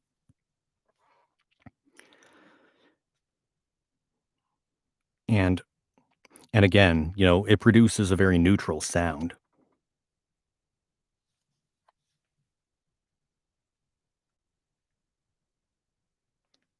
Natalie,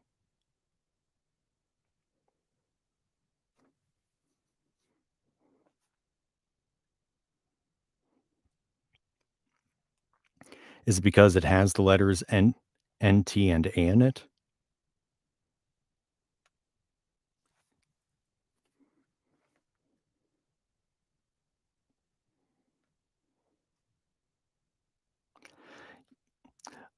Some people like to make the joke that, well, here, it's better if I just type it out. I'll tell you in a second.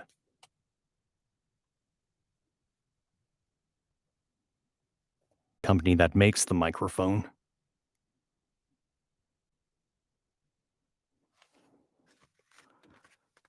Oh.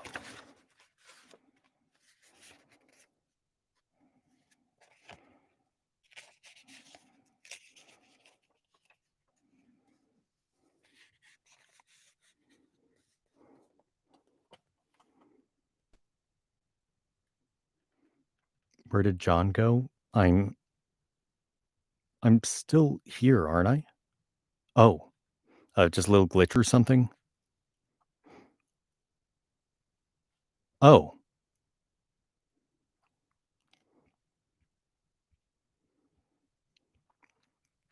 I can relate. I can relate to that. It sucks when your internet dies. That happened to me uh, during my last stream on Saturday. It was split into 3 parts because my Wi-Fi kept dying.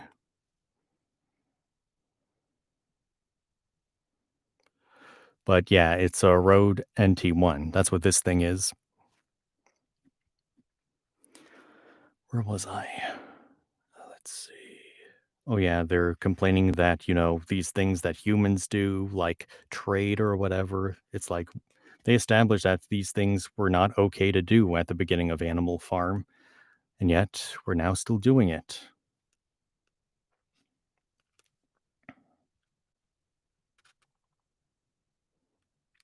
I think we were right here. Afterwards, Squealer made a round of the farm and set the animals' minds at rest. He assured them that the resolution against engaging in trade and using money had never been passed or even suggested. It was pure imagination, probably traceable in the beginning to lies circulated by Snowball. A few animals still felt faintly doubtful, but Squealer asked them shrewdly, "Are you certain that this is not something that you have dreamed, comrades? Have you any record of such a resolution? It is written Is it written down anywhere?" And since it was certainly true that nothing of the kind existed in writing, the animals were satisfied that they had been mistaken. Every Monday, Mr. Whymper visited the farm as had been arranged. He was a sly-looking little man with side whiskers, a solicitor in a very small way of business, but sharp enough to have realized earlier than anyone else that Animal Farm would need a broker, and that the commissions would be worth having. Okay, so apparently Mr. Whymper is a human, and the animals are working with said human. I thought humans were supposed to be the enemy.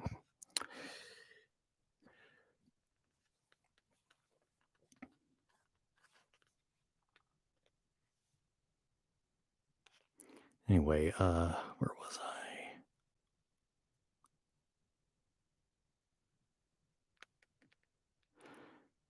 The animals watched his coming and going with a kind of dread and avoided him as much as possible.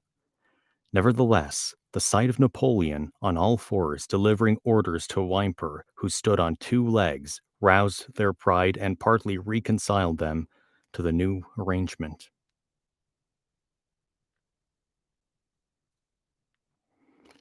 Huh, makes you wonder, Zam Kirby.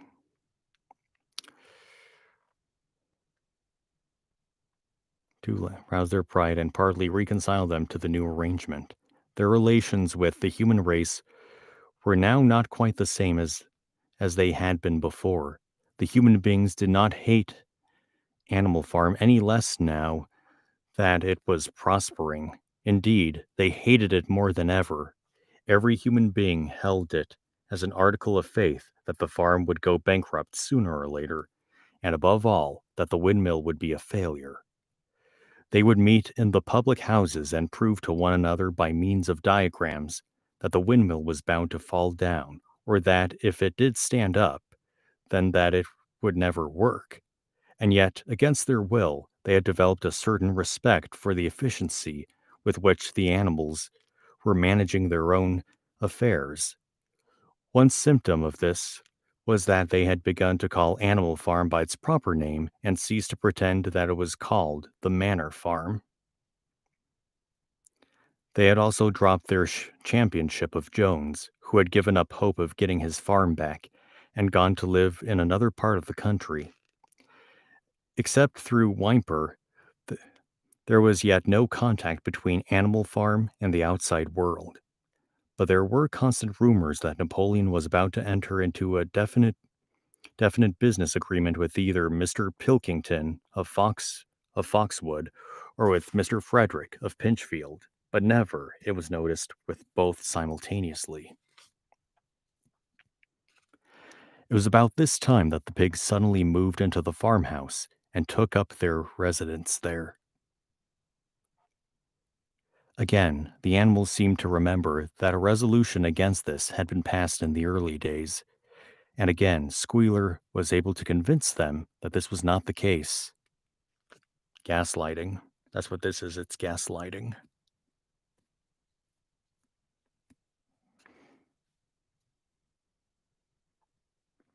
It was absolutely necessary, he said, that the pigs, who were the brains of the farm, should have a quiet place to work in. It was almost more suited to the dignity of the leader, for of late he had taken to speaking of Napoleon under the title of leader. To live in a house than in a mere sty. Nevertheless, some of the animals were disturbed when they heard that the pigs not only took their meals in the kitchen and used the drawing room as a recreation room, but also slept in the beds.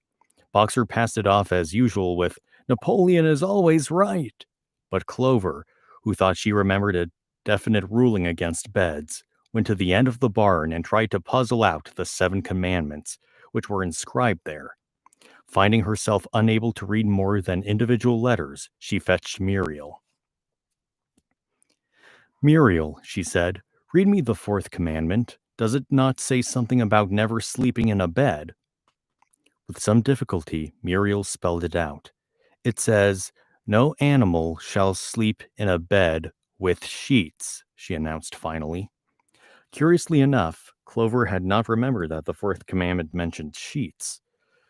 But as it was there on the wall, it must have done so. And who happened to be Squealer, who had happened to be passing at this moment, attended to by 2 or 3 dogs, was able to put the whole matter in its proper perspective. "You have heard then, comrades," he said, that we pigs now sleep in the beds of the farmhouse. And why not? You did not suppose, surely, that there was ever a ruling against beds. A bed merely means a place to sleep in. A pile of straw in a stall is a bed, properly regarded. The rule was against sheets, which are a human invention. We have removed the sheets from the farmhouse beds and sleep between blankets. And very comfortable beds they are too, but not more comfortable than we need. I can tell you, comrades, with all the brain work we have to do I can tell you, comrades, with all the brain work we have to do nowadays, you would not rob us of our repose, would you, comrades? You would not have us too tired to carry out our duties. Surely none of you wishes to see Jones back. There we go with that warning again.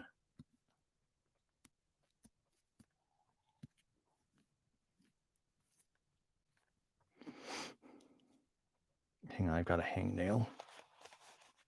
I can just get to it.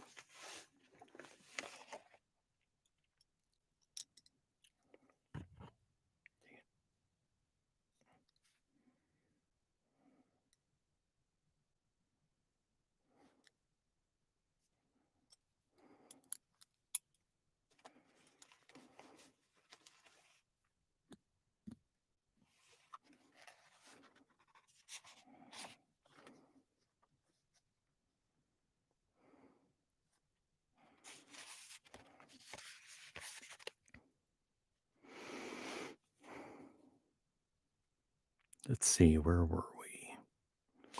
The animals reassured him on this point immediately, and no more was said about the pigs sleeping in the farmhouse beds. And when some days afterwards it was announced that from now on the pigs would get up an hour later in the mornings than the other animals, no complaint was made about that either. By the autumn, the animals were tired but happy. They had had a hard year, and after the sale of part of the day and after the sale of part of the hay and corn, the stores of food for the winter were none too plentiful, but the windmill compensated for everything. It was almost half built now. After the harvest, there was a stretch of clear, dry weather, and the animals toiled harder than ever, thinking it well worthwhile to plod to and fro all day with blocks of stone, if by doing so they could raise the walls another foot. Boxer would even come out at nights and work for an hour or two on his own by the light of the harvest moon. In their spare in their spare moments, the animals would walk around and round the half finished mill, admiring perpendicular the strength and perpendicularity of its walls, and marveling that they should ever have been able to build anything so imposing. Only old Benjamin refused to grow enthusiastic about the windmill, though. As usual, he would utter nothing beyond the cryptic remark that donkeys live a long time. November came, with raging southwest winds. Building building had to stop because it was now too wet to mix the cement. Finally, there came a night when the gale was so violent that the farm buildings rocked their foundations and several ties were blown off the roof of the barn. Several tiles were blown off the roof of the barn. The hens woke up squawking with terror because they had all dreamed simultaneously of hearing a gun go off in the distance. In the morning, the animals came out of their stalls to find that the flagstaff had been blown down, and an elm tree at the foot of the orchard had been plucked up like a radish. They had just noticed this when a cry of despair broke from every animal's throat. A terrible sight had met their eyes. The windmill was in ruins. Oh no.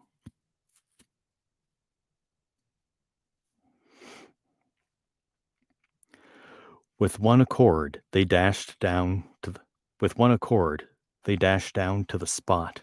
Napoleon, who seldom moved out of a walk, raced ahead of them all. Yes, there it lay, the fruit of all their struggles, leveled to its foundations. The stones they had broken and carried so laboriously scattered all around. Unable to speak, they stood gazing mournfully at the litter of fallen stone. Napoleon paced to and fro in silence, occasion, occasionally, sn- occasionally snuffing at the ground. His tail had grown rigid and twitched sharply from side to side, a sign, a sign in him of intense mental activity. Suddenly, he halted as though his mind were made up.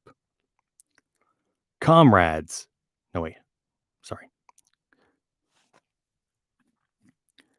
Comrades, he said quietly, do you know who is responsible for this? Do you know the enemy who has come in the night and overthrown our windmill? Snowball! He suddenly roared in a voice of thunder. Snowball has done this thing. In sheer malignity, thinking to set back our plans and avenge himself for his ignominious expulsion, this traitor has crept here under cover of night and destroyed our work of nearly a year. Comrades, here and now, I pronounce the death sentence upon Snowball. Animal hero, second class, and half a bushel of apples to any animal who brings him to justice, a full bushel to anyone who captures him alive. The animals were shocked beyond measure to learn that even Snowball could be guilty of such an action. There was a cry of indignation, and everyone began thinking out ways of catching Snowball if he should ever come back. Almost immediately, the footprints of a pig were discovered in the grass at a little distance from the knoll. He could only be traced for a few yards, but appeared to lead to a hole in the hedge. Napoleon snuffed deeply at them and pronounced them to be snowballs. He gave it as his opinion that Snowball had probably come from the direction of Foxwood Farm. No more delays, comrades, cried Napoleon when the footprints had been examined.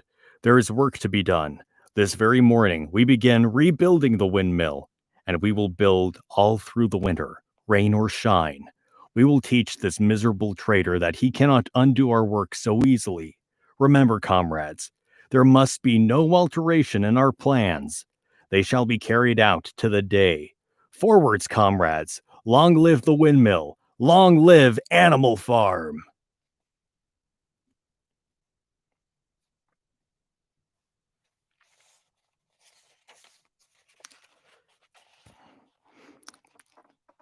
Yeah, Sam Kirby, this is clearly propaganda.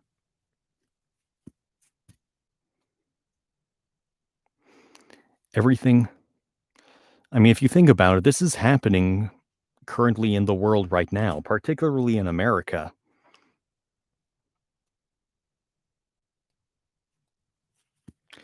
We've got people in power saying things are a certain way, even though they aren't. It's no wonder that this book became such a classic. You know, it's still relatable to this day. You know, the thoughts of gaslighting, putting blame on someone else, changing the narrative, denying things said in the past.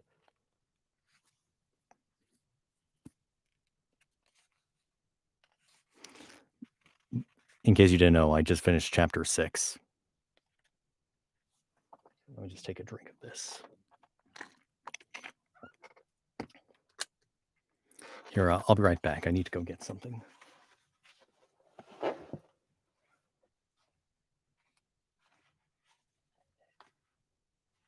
did I put that? Oh, here it is.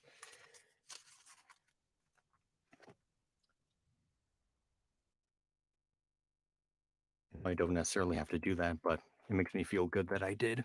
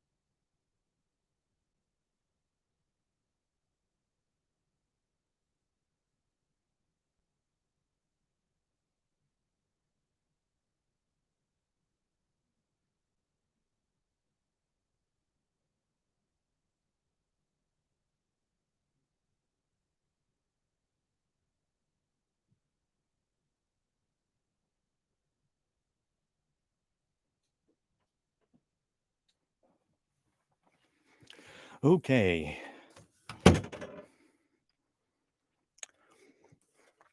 Oh, now I want to know the joke.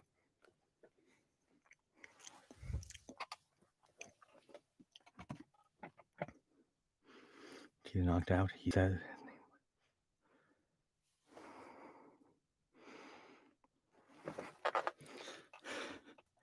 Thor.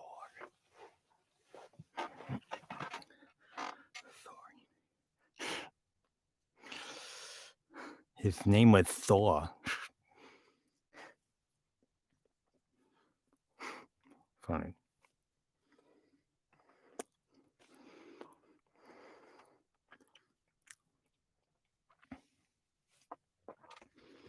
Okay, I've got one for you.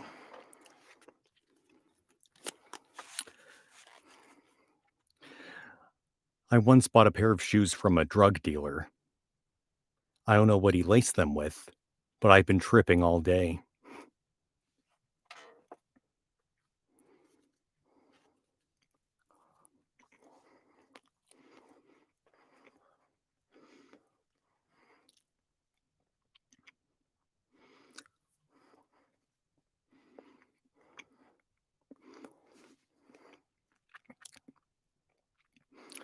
Oh, did you hear why I liked me? Oh, that is a good one. That is a downright good one.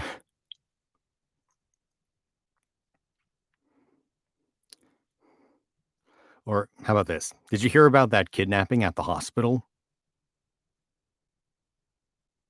He's okay. He woke up.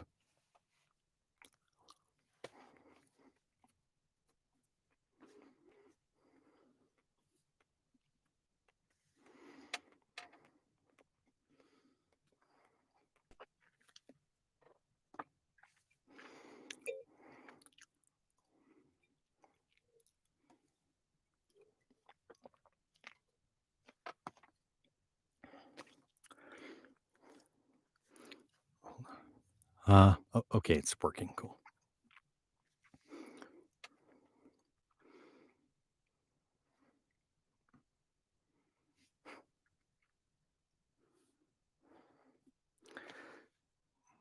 Or how about this? Your mom is so fat, it's hilarious. Okay, you might not be laughing, but the floor is cracking up.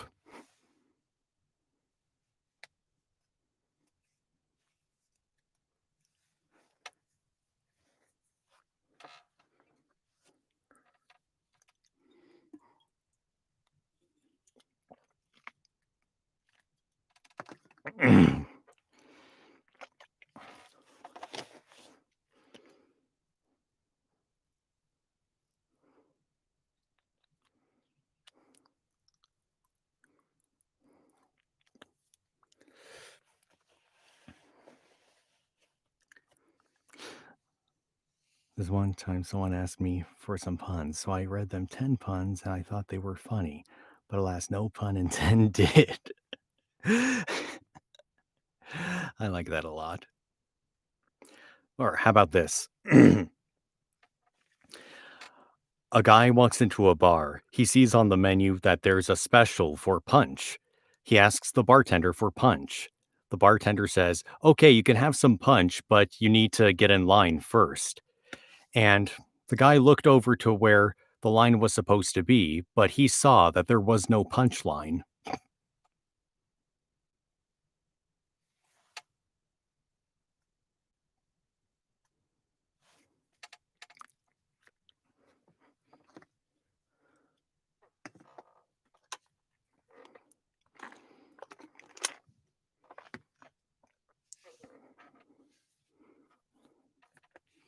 What do you call a number that won't stay in place? A Roman numeral. I like that.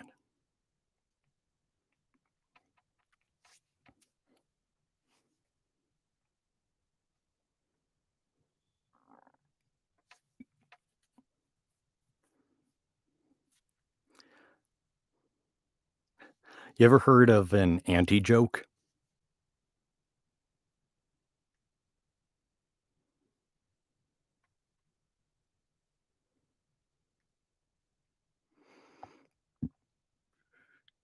Here's an example. Your mama is so fat, she should really be concerned because obesity is a huge problem.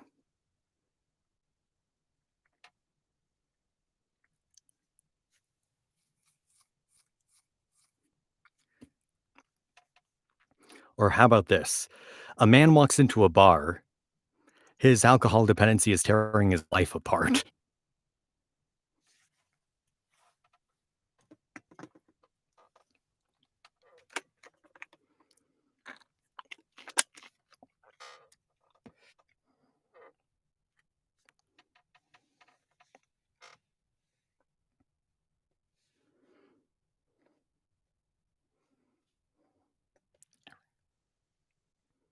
Or how about this one? A horse walks into a bar. All the patrons walk slowly out the door because they realize the potential danger of the situation.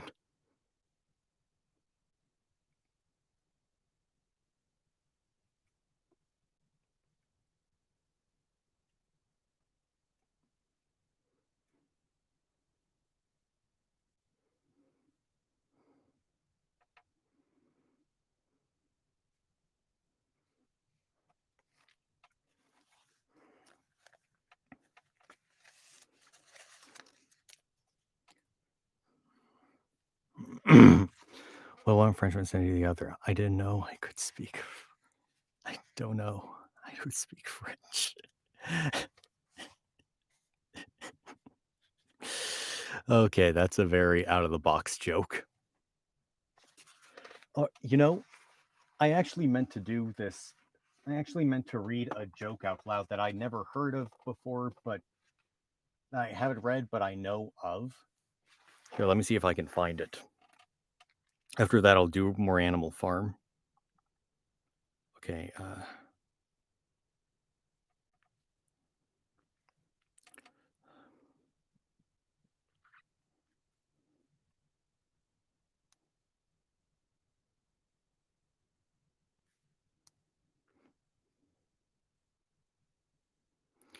Okay, so a horse walks into a bar. Several of the patrons. Yeah, that's what I said.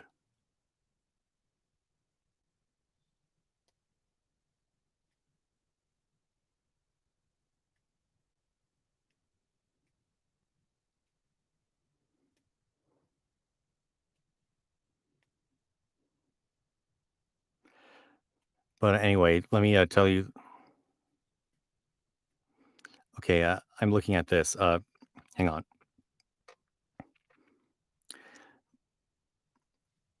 I told a joke to my dad one time, and he said that it reminded him of a big mouth frog joke, and I didn't know what he meant, so now I'm looking it up.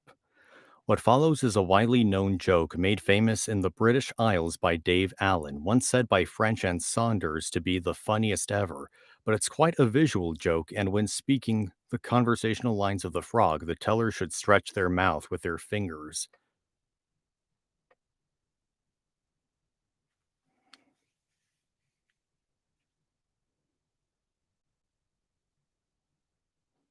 Okay, so here's how it goes. A wide mouthed frog living by the river was constantly inquisitive, abruptly interrogative, and quickly pleased. All day, his friends and family would hear him saying, Look at that! Who are you?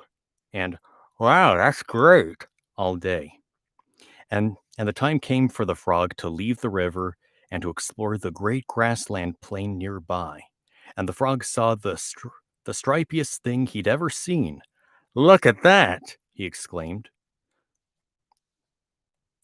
What are you? He asked somewhat abruptly. A zebra looked up, startled at the somewhat impersonal intrusion, and then looked down and took kindly upon the frog and said, I am a zebra, and I'm the luckiest animal alive, 'cause all day I loll around in the sunshine, gaze at the beautiful scenery, and chew upon the sweetest grasses. Then the zebra lowered her head to the frog and added, knowing that if a lion should approach, I can run faster than he can, and that my stripes passing through the blades of grass will confuse him. Wow, that's great, said the frog. who hopped away before the zebra could say any more. But afterwards, the frog wondered what a lion was and why the zebra had mentioned it. And the frog saw the tallest thing he'd ever seen. "Look at that!" he exclaimed. "What are you?" he asked somewhat abruptly.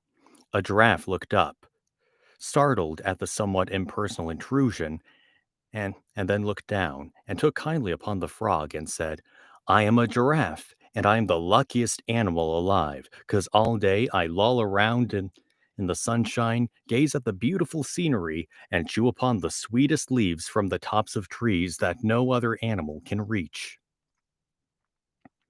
Then the giraffe lowered her head to the frog and added, "Knowing that if a lion should approach, I can swing the horns on the head at the top of my long neck and knock out any lion that dares to attack." "Wow, that's great," said the frog, who hopped away before the giraffe could say more. But afterwards, the frog wondered what a lion was and why the giraffe had also mentioned it. And the frog saw the hairiest mane and the biggest teeth on anything he'd ever seen. "Look at that!" he exclaimed. "What are you?" he asked somewhat abruptly. A lion looked up, startled at the somewhat impersonal intrusion, and then looked down and paid attention to the frog and said, "I am a lion, and I am the luckiest animal alive, 'cause all day I loll around in the sunshine, enjoying the beautiful scenery, knowing that I am the king of the jungle." Then the lion lowered his head to the frog and added, "And I eat wide-mouthed frogs."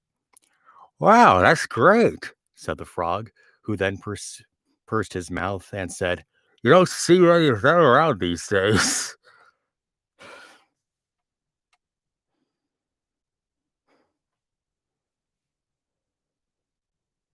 It's, yeah, it's kind of a dumb joke in my opinion.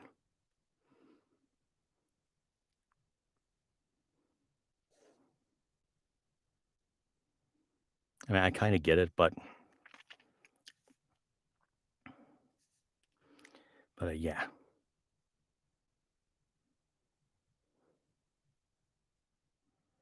No, puppy.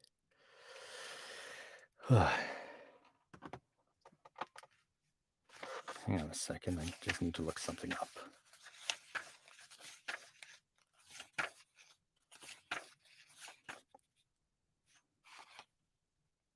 Holy crap.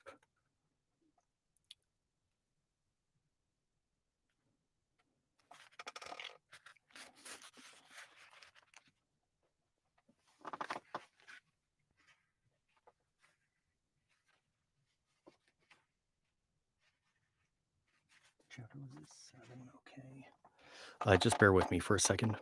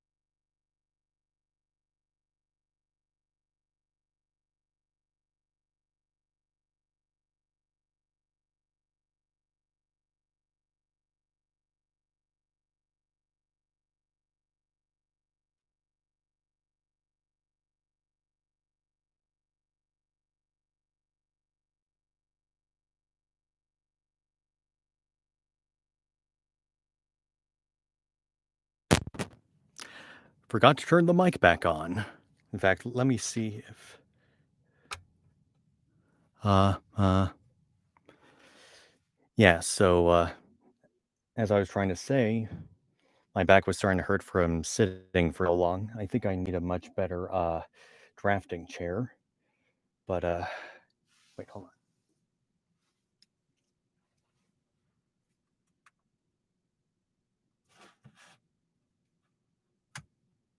Okay, cool. But anyway, a drafting chair is like one of those, high office chairs, you know, the kind that can that can really raise a person up so that they can be on level with the mic. Or like, you know, like right now I'm standing up, but a drafting chair would allow me to be just as high while sitting down.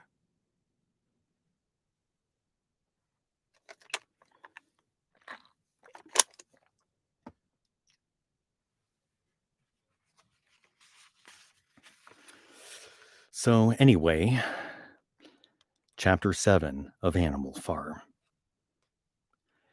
It was a bitter winter. The stormy weather was followed by sleet and snow, and then by a hand frost which did not break till well into February. The animals carried on as best they could with the rebuilding of the windmill, well known that the outside world was watching them, and that the envious human beings would rejoice and triumph if the mill were not finished on time. Out of spite, the human beings pretended not to believe that it was Snowball who had destroyed the windmill. They said that it had fallen down because the walls were too thin. The animals knew that this was not the case. Still, it had been decided to build the walls. It had been decided to build the walls 3 feet thick this time instead of 18 inches as before, which meant collecting much larger quantities of stone. For a long time, the quarry was full of snowdrifts, and nothing could be done. Some progress was made in the dry, frosty weather that followed, but it was cruel work, and the animals could not feel so hopeful about it as they had felt before. They were always cold, and usually hungry as well. Only Boxer and Clover never lost heart. Squealer made excellent speeches on the joy of service and the dignity of labor, but the other animals found more inspiration in Boxer's strength and his never failing cry of, "I will work harder." Hang on a second. I feel like I'm lowering my head too much.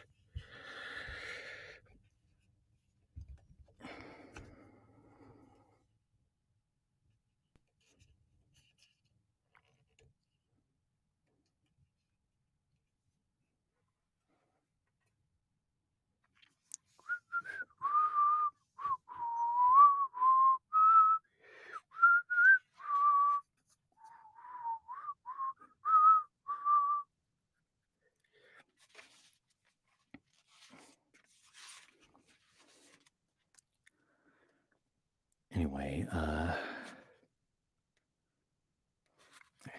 in, Janu- in January, food fell short. The corn ration was drastically reduced, and it was announced that an extra portion, an extra potato ration would be issued to make up for it. Then it was discovered that the greater part of the potato crop had been frosted in the clamps, which had not been covered thickly enough.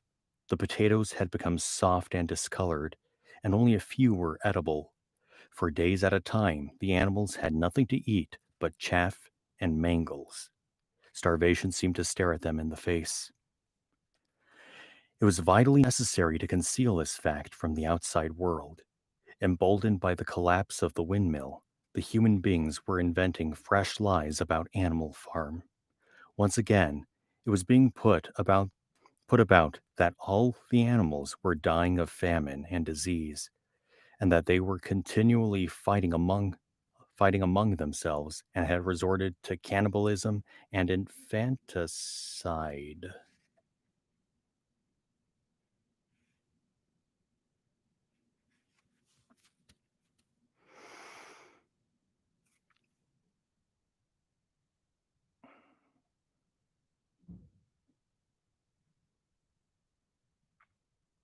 Jeez, this book got dark again.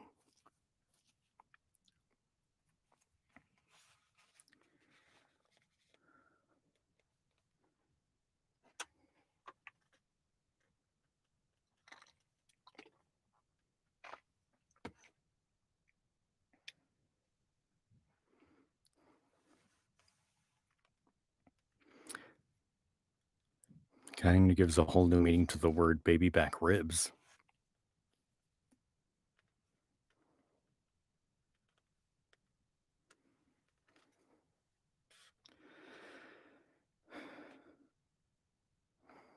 Sorry, I use humor as a coping mechanism sometimes. Oh, hey, it's Dan again. Sweet. I, I mean, I figured because it has the word spin in it. Yeah.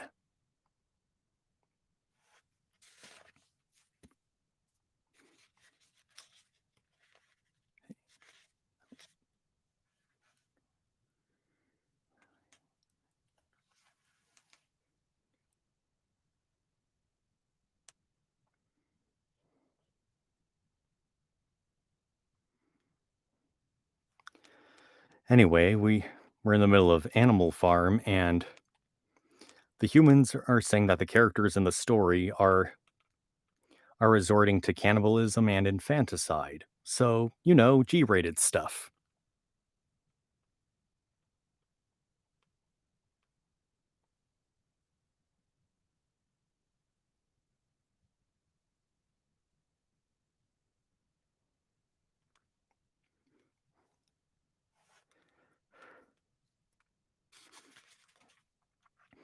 Oh, and we're getting back to Napoleon now. Let's see. Napoleon was well aware of the bad results that might follow if the real facts of the food situation were known, and he decided to make use of Mr. Whymper to spread a contradictory impression. Hitherto, the animals had had little or no contact with Whymper on his weekly visits.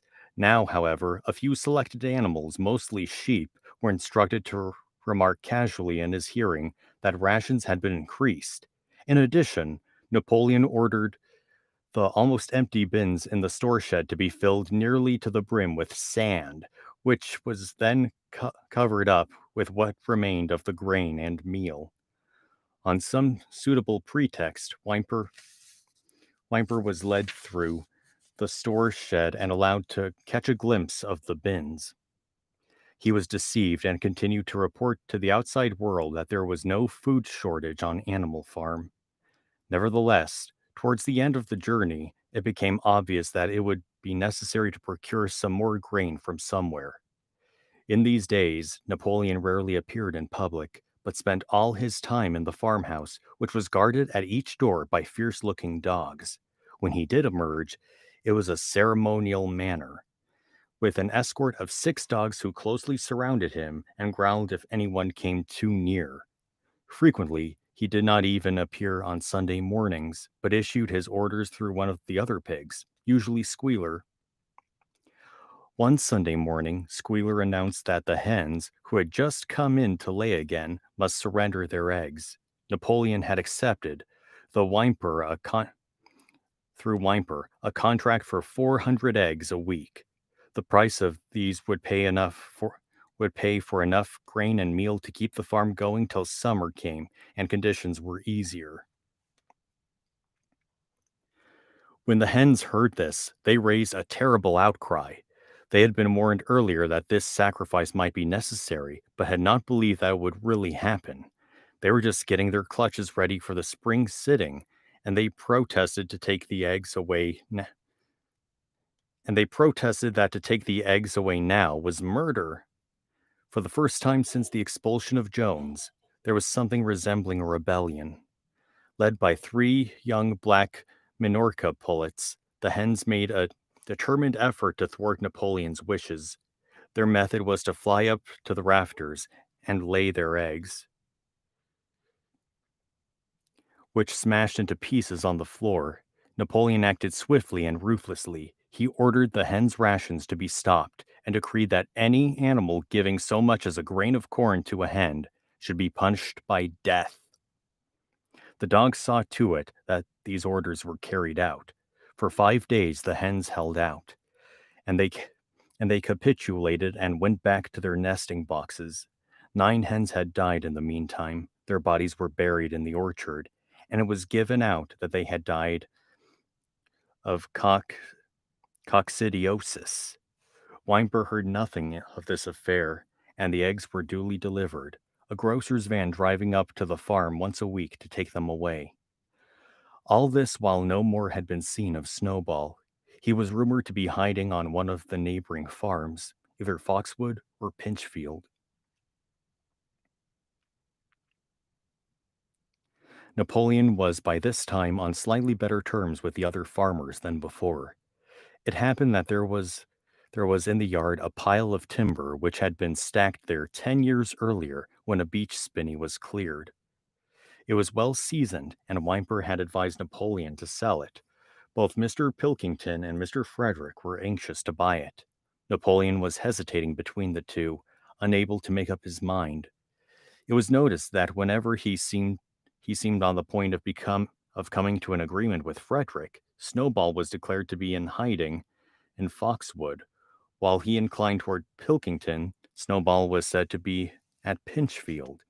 Suddenly, early in early in the spring, an alarming thing was discovered. Snowball was secretly frequenting the farm by night. The animals were so disturbed that they could hardly sleep in their stalls. Every night, it was said, he came creeping in under cover of darkness and performed all kinds of mischief. He stole the corn, he upset the milk pails, he broke the eggs, he trampled the seed beds, he gnawed at the bark of the fruit trees. Whenever anything went wrong, it became usual to attribute it to Snowball. If a window was broken or a drain was blocked up, someone was certain to say that Snowball had come in the night and done it. And when the key of the store shed was lost, the whole farm was convinced that Snowball had thrown it down the well.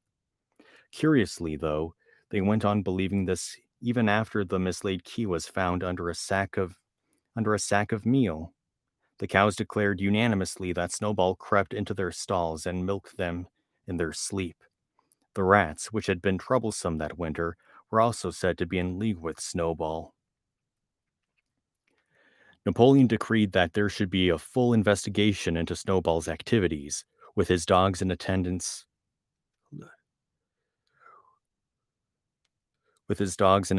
he set out and made a careful tour of inspection of the farm buildings. The other animals following a respectful distance. At every few steps, Napoleon stopped and snuffed the ground for traces of Snowball's footsteps, which, he said, he could detect by the smell. He snuffed in every corner, in the barn, in the cowshed, in the hen houses, in the vegetable garden, and found traces of Snowball almost everywhere. He put his snout to the ground, gave several deep sniffs, and exclaimed in a terrible voice, "Snowball! He has been here! I can smell him distinctly!" And at the word Snowball, all the dogs let out blood-curdling growls and showed their side teeth. The animals were thoroughly frightened. It seemed to them as though Snowball were some kind of invisible influence, pervading the air about them and menacing them with all kinds of dangers. In the evening, Squealer called them together, and with an alarmed expression on his face, told them that he had some serious news to report. "Comrades," cried Squealer, making little nervous skips, "a most terrible thing has been discovered. Snowball has sold himself to Frederick of Pinchfield Farm, who is even now plotting to attack us and take our farm away from us. Snowball is to act as his guide when the attack begins. But there is worse than that. We had thought that Snowball's rebellion was caused simply by his vanity and ambition. But we were wrong, comrades. Do you know what the real reason is? Snowball was in league with Jones from the very start.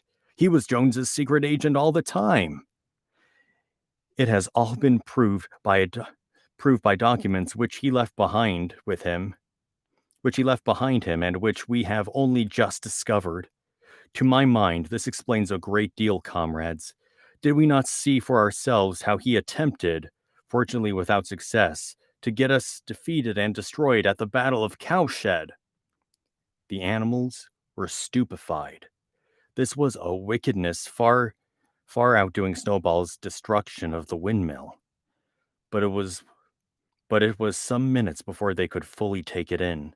They all remembered, or thought they remembered, how they had seen Snowball charging ahead of them at the Battle of Cowshed, how he had railed and discouraged them at every turn, and how he had not paused for an instant, even when the pellets from Jones's gun had wounded his back.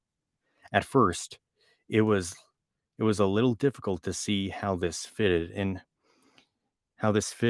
with his being on Jones's side. Even Boxer, who seldom asked questions, was puzzled. He lay down, tucked his forehoofs beneath him, and shut his eyes, and with a hard effort managed to formulate his thoughts. I do not believe that, he said. Snowball fought bravely at the Battle of Cowshed. I saw him myself. Did we not give him Animal Hero First Class immediately afterwards? That was our mistake, comrade, for we know now it is all written down in the secret documents that we have found that in reality he was trying to lure us to our doom. But he was wounded, said Boxer. We all saw him running with blood. That was part of the arrangement, cried Squealer. Jones only shot only grazed him.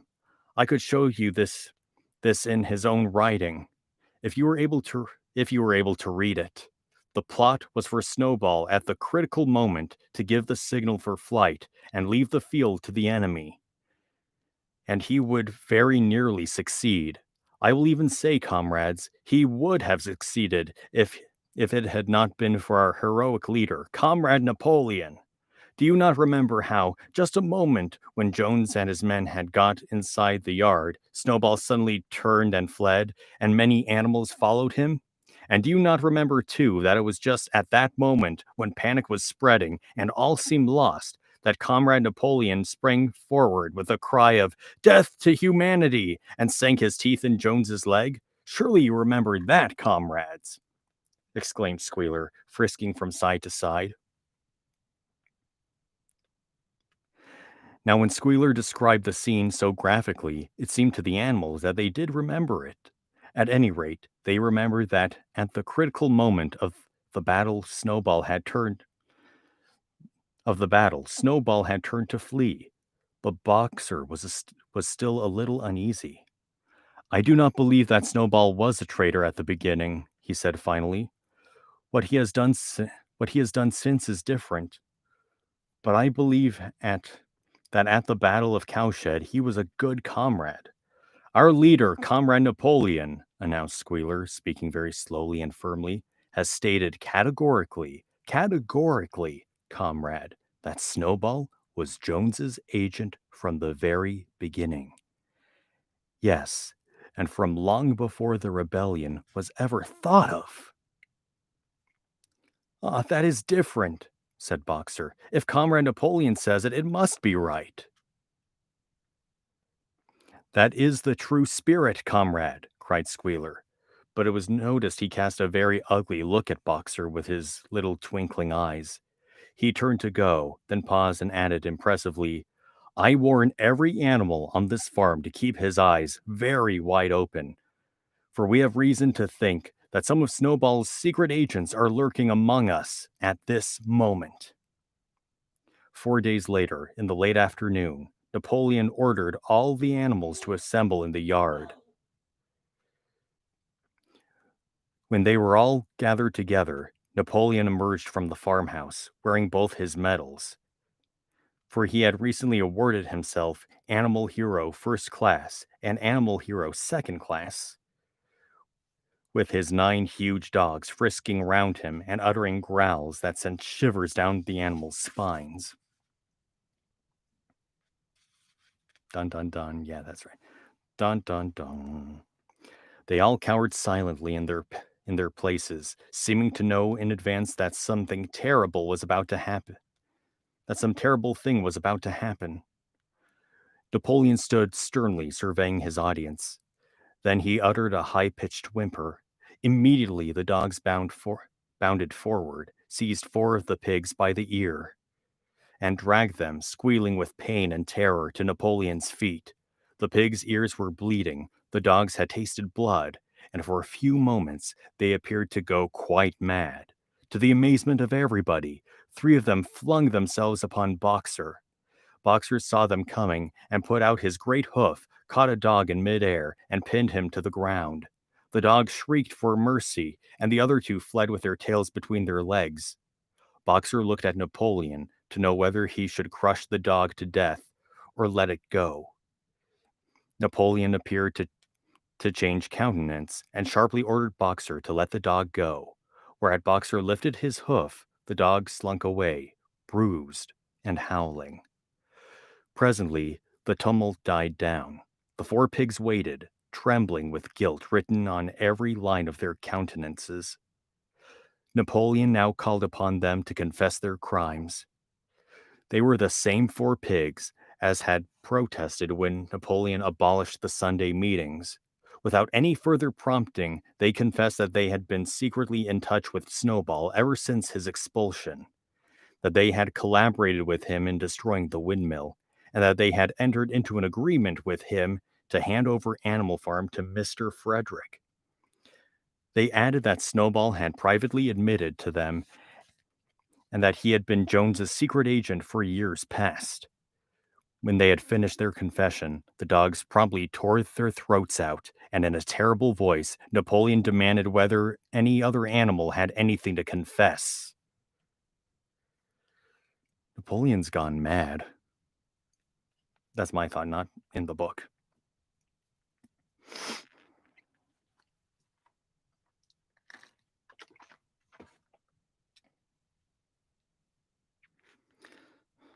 This isn't equality anymore. It's a dictatorship.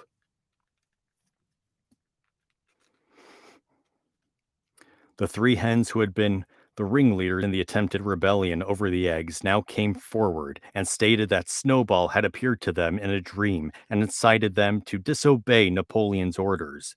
They, too, were slaughtered. Oh, God, secret agent. Yeah, really. Then Goose came forward and confessed to having secreted 6 ears of corn during the last year's harvest and eaten them in the night. Then a sheep confessed to having urinated in the drinking pool, urged to do this, so she said, by Snowball, and 2 other sheep confessed to having murdered an old ram, an especially devoted follower of Napoleon, by chasing him round and round a bonfire when he was suffering from a cough. They were all slain on the spot. And so the tale of confessions and executions went on until there was a pile of corpses lying before Napoleon's feet, and the air was heavy with the smell of blood, which had been unknown there since the expulsion of Jones. Enjoy the free nightmare fuel.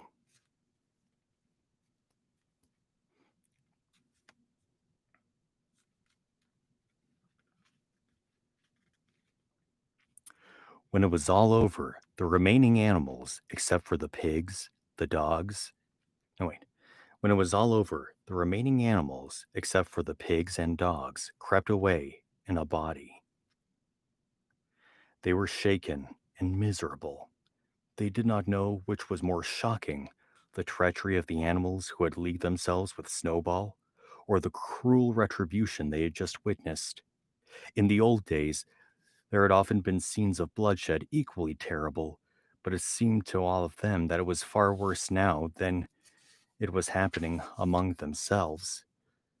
Since Jones had left the farm, until today, no animal had killed another animal. Not even a rat had been killed.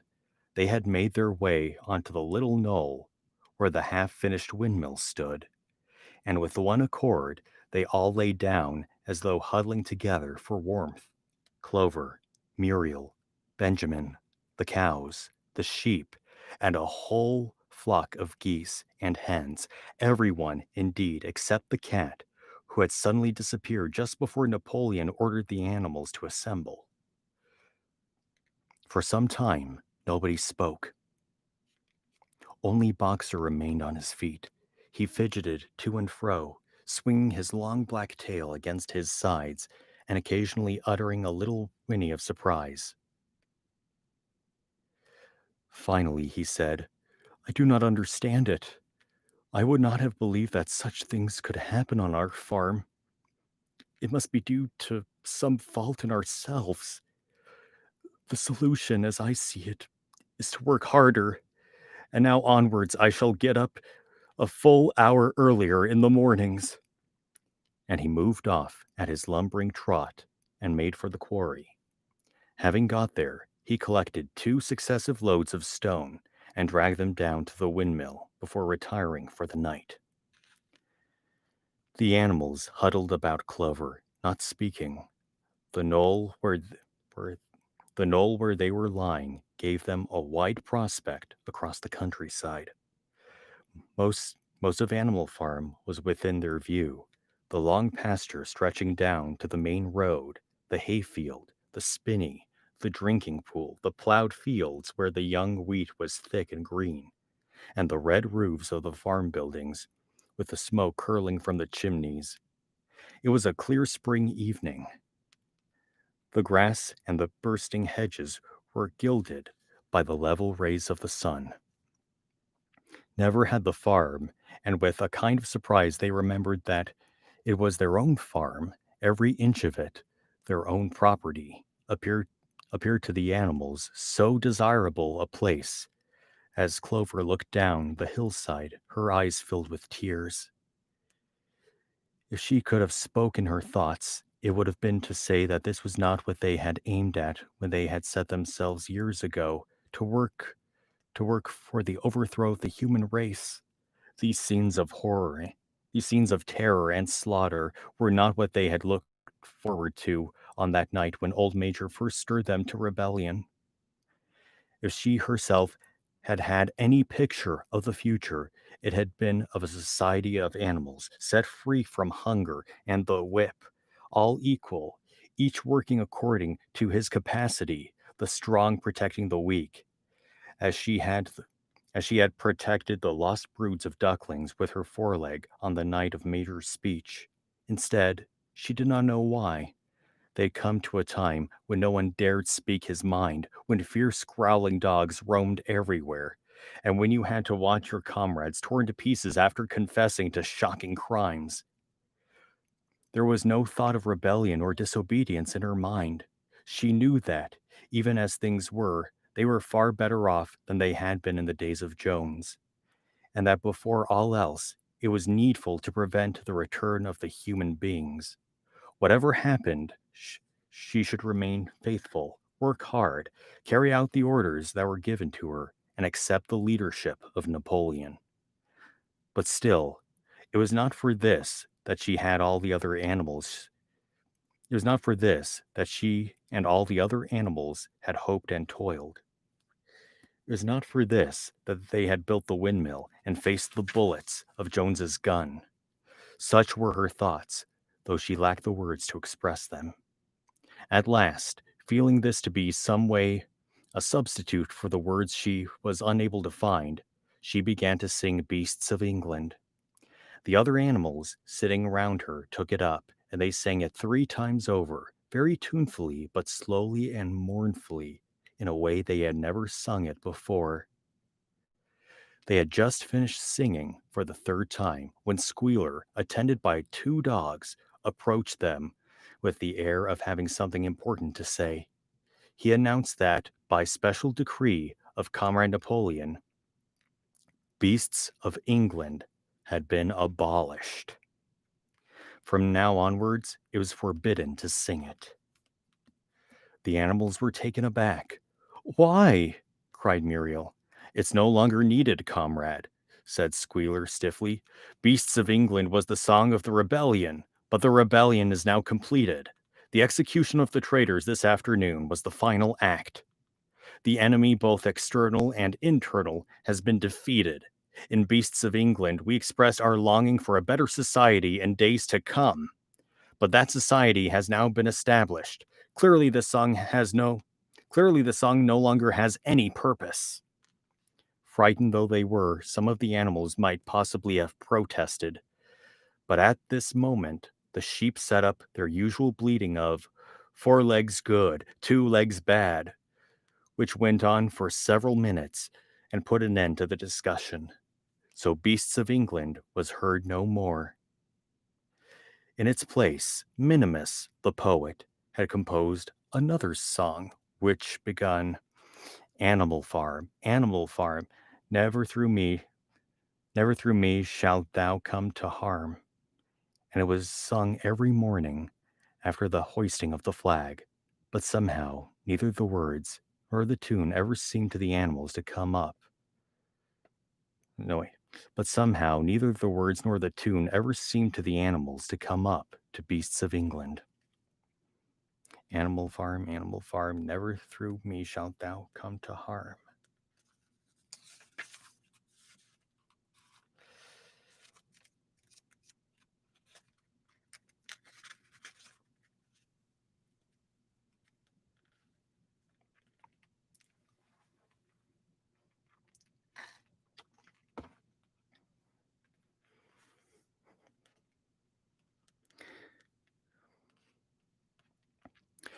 A few days later, what the hell was that?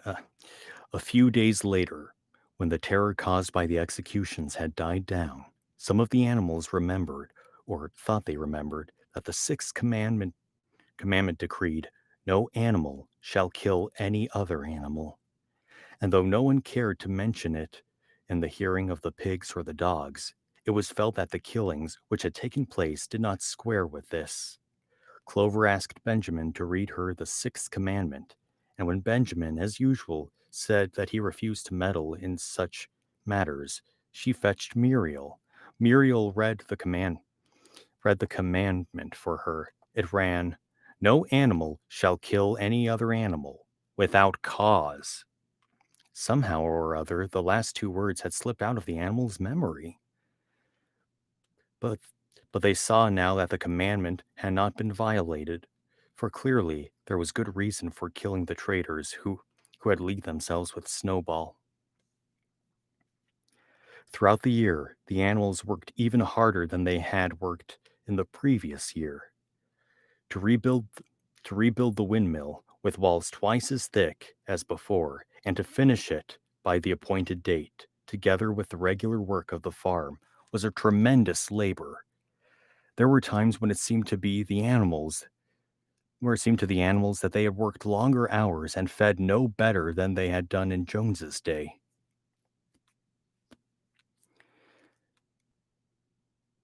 On Sunday mornings, Squealer, holding down a long strip of paper with his trotter, would read aloud to them lists of figures proving that the production of every class of foodstuff had increased by 200%, 300%, or 500%, as the case might be. The animals saw no reason to disbelieve him, especially as they could no longer remember very clearly what conditions had been like before the rebellion. All the same, there were days when they felt that they would sooner have had less figures and more food. All orders were now issued through Squealer or one of the other pigs. Napoleon himself was not seen in public as often as once in a fortnight. When he did appear, he was attended not only by his retinue of dogs, but by a black cockerel who marched in front of him and acted as a kind of trumpeter, letting out a loud cock-a-doodle-doo before Napoleon spoke. Even in the farmhouse, it was said, Napoleon inhabited separate apartments from the others. He took his meals alone, with two dogs to wait upon him, and always ate from the Crown Derby dinner service, which had been in the glass cupboard in the drawing room. It was also announced that the gun would be fired every year on Napoleon's birthday, as well as the other two anniversaries. Napoleon was now never spoken of simply as Napoleon. He was always referred to in informal style as our leader, Comrade Napoleon. And the pigs liked to invent for him such titles as Father of all animals, Terror of mankind, Protector of the sheepfold, Duckling's friend, and the like. In his speeches, Squealers would talk. Oh, wait a second. I forgot to mention the whole a few days later thing, the start of this whole thing with like the killing animal and the whole cause. This is chapter 8. Sorry. I'm going to see if I can finish this. If I can't, that's okay. Maybe I'll do an extra stream tomorrow if, I run out of time or whatever. Anywho,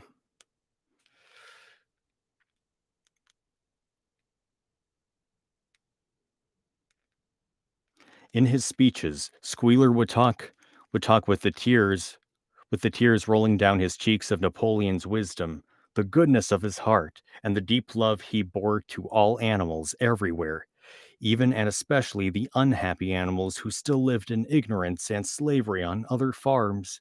It had become usual to give Napoleon the credit for every successful achievement and every stroke of good fortune. You would often hear one hen remark to another, "Under the guidance of our leader, Comrade Napoleon, I've laid 5 eggs in 6 days." Or two cows enjoying a drink by the pool would exclaim, "Thanks to the leadership of Comrade Napoleon, how excellent this water tastes."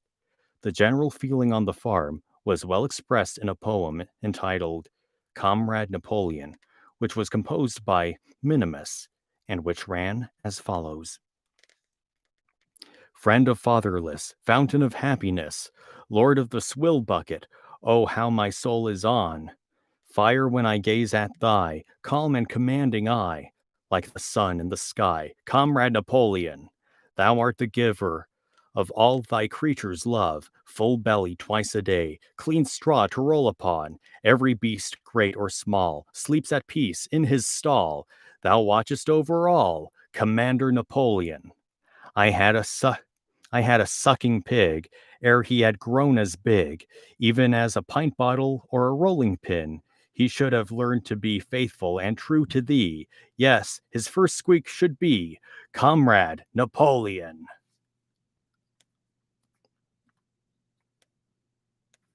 Napoleon approved of this poem and caused it to be inscribed on the wall of the big barn at the opposite end from the Seven Commandments.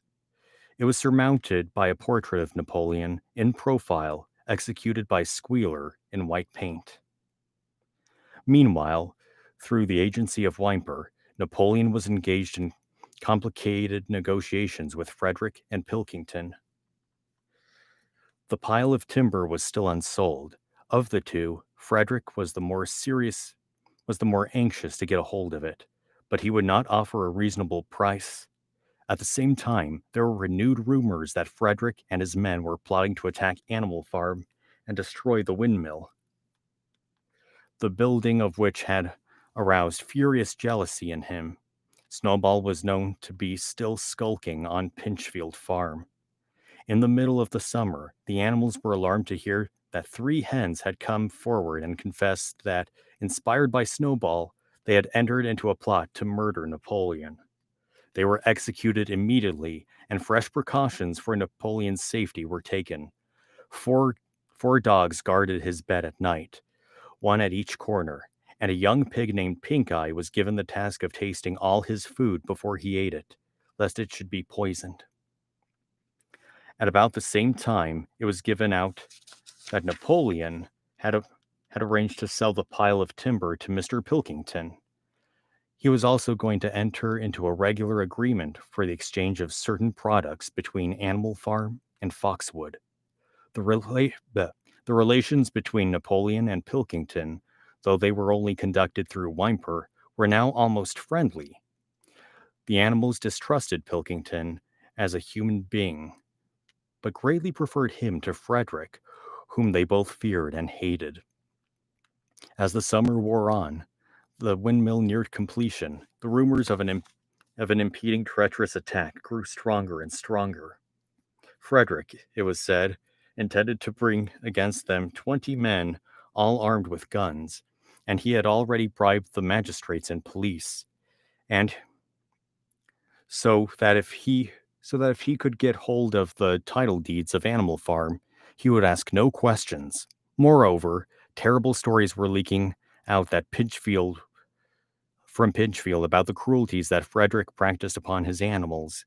He had flogged an old horse to death. He starved his cows. He had killed a dog by throwing it into the furnace. He amused himself in the evenings by making cocks fight with splinters of razor blade tied to their spurs. The animals' blood boiled with rage as they heard of these things being done to their comrades, and sometimes they clamored to be allowed to go out in a body and attack Pinchfield Farm, drive out the humans, and set the animals free. But Squealer counseled them to avoid rash actions and trust in Comrade Napoleon. Nevertheless, feeling against Nevertheless, feeling against Frederick continued to run high. One Sunday morning, Napoleon appeared in the barn and explained that he had never, at any time, contemplating selling the pile of timber to Frederick. He considered it beneath his dignity, he said, to have dealings with scoundrels of that description. The pigeons who were still sent out to spread tidings of the rebellion were forbidden to set foot anywhere on Foxwood.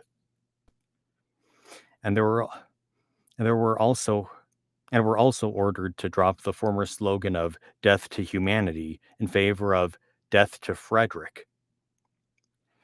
In the late summer, yet another of Snowball's machinations was laid bare. The wheat crop was full of weeds, and it was discovered that one of his nocturnal visits, Snowball had mixed weed seeds with the seed corn. A gander who had been privy to the plot had confessed his guilt to Squealer and immediately committed suicide by swallowing deadly nightshade berries. The animals now also learned that Snowball had never, as many of them had believed hitherto, received the order of Animal Hero First Class.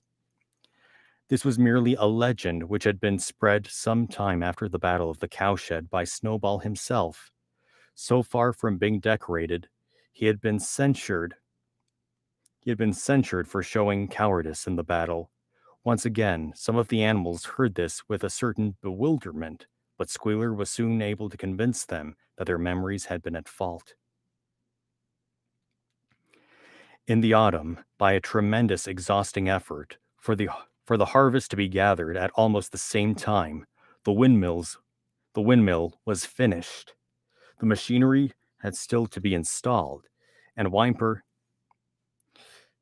was negotiating the purchase of it, but the structure was completed. In the teeth of every difficulty, in spite of experience, of primitive implements, of bad luck, and of Snowball's treachery, the work had been finished punctually to the very day.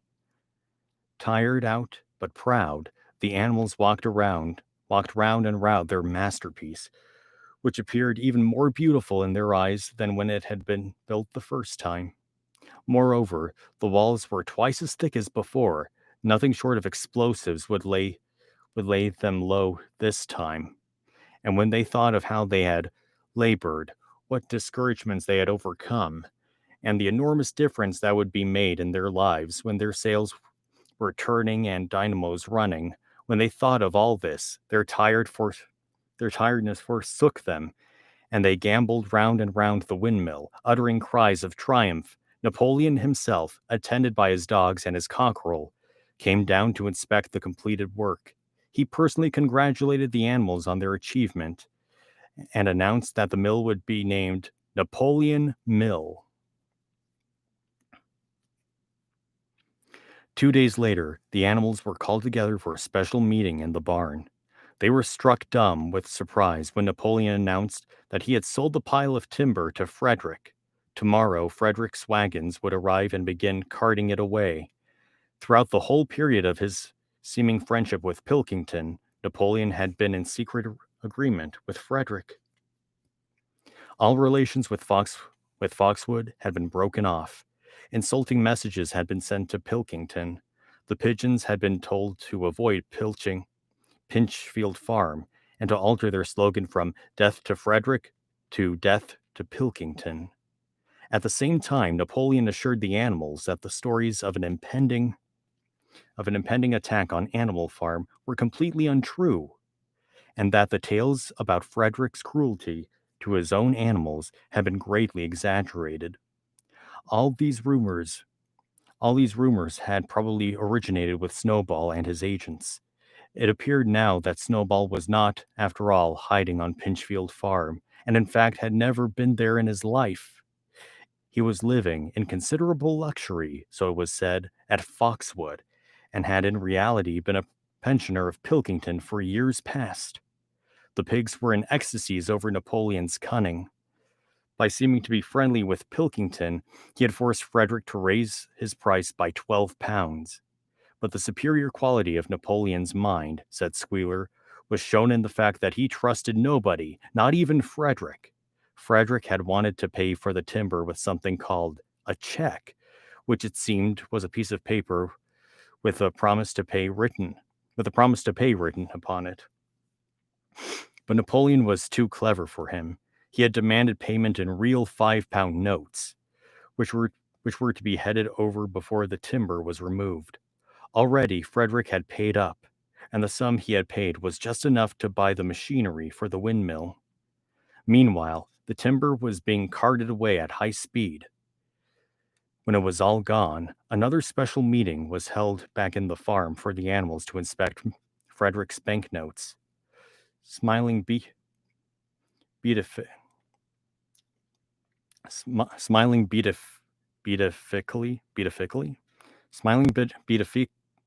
beatifically, and wearing both his decorations, Napoleon reposed on a bed of straw on the platform, and with the money at his side, neatly piled on a china dish from the farmhouse kitchen.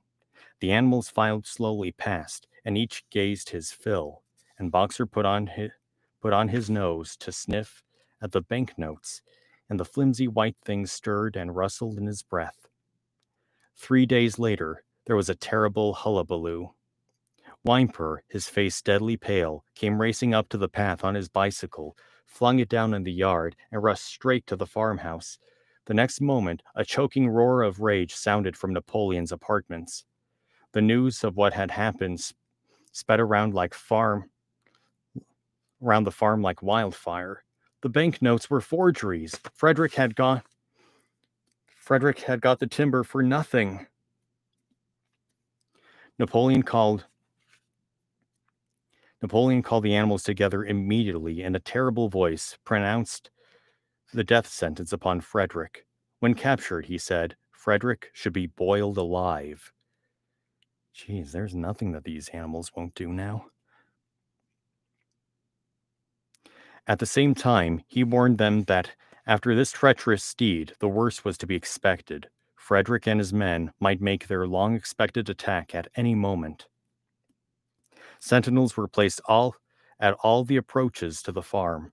In addition, 4 pigeons were sent to Foxwood with a conciliatory message, which it was hoped might reestablish good relations with Pilkington. The very next morning, the attack came.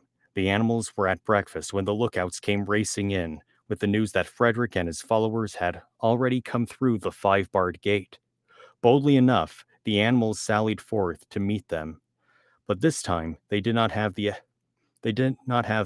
easy victory that they had in the Battle of Cowshed. There were 15 men with half a dozen guns between them, and they opened fire as soon as they got within 50 yards. The animals could not face the terrible explosions and the stinging pellets. And in spite of the efforts of Napoleon and Boxer to rally them, they were soon driven back. A number of them were already wounded. They took refuge in the farm building and peeped cautiously out from chinks and knotholes. The whole of the big pasture, including the windmill, was in the hands of the enemy. For the moment, even Napoleon seemed at a loss. He paced up and down without a word, his tail rigid and twitching. Wistful glances were sent in the direction of Foxwood. If Pilkington and his men would help them, the day might yet be won. But at this moment, the 4 pigeons who had been sent out the day before returned. One of them bearing a scrap of paper from Pilkington. On it was penciled the words, "Serves you right."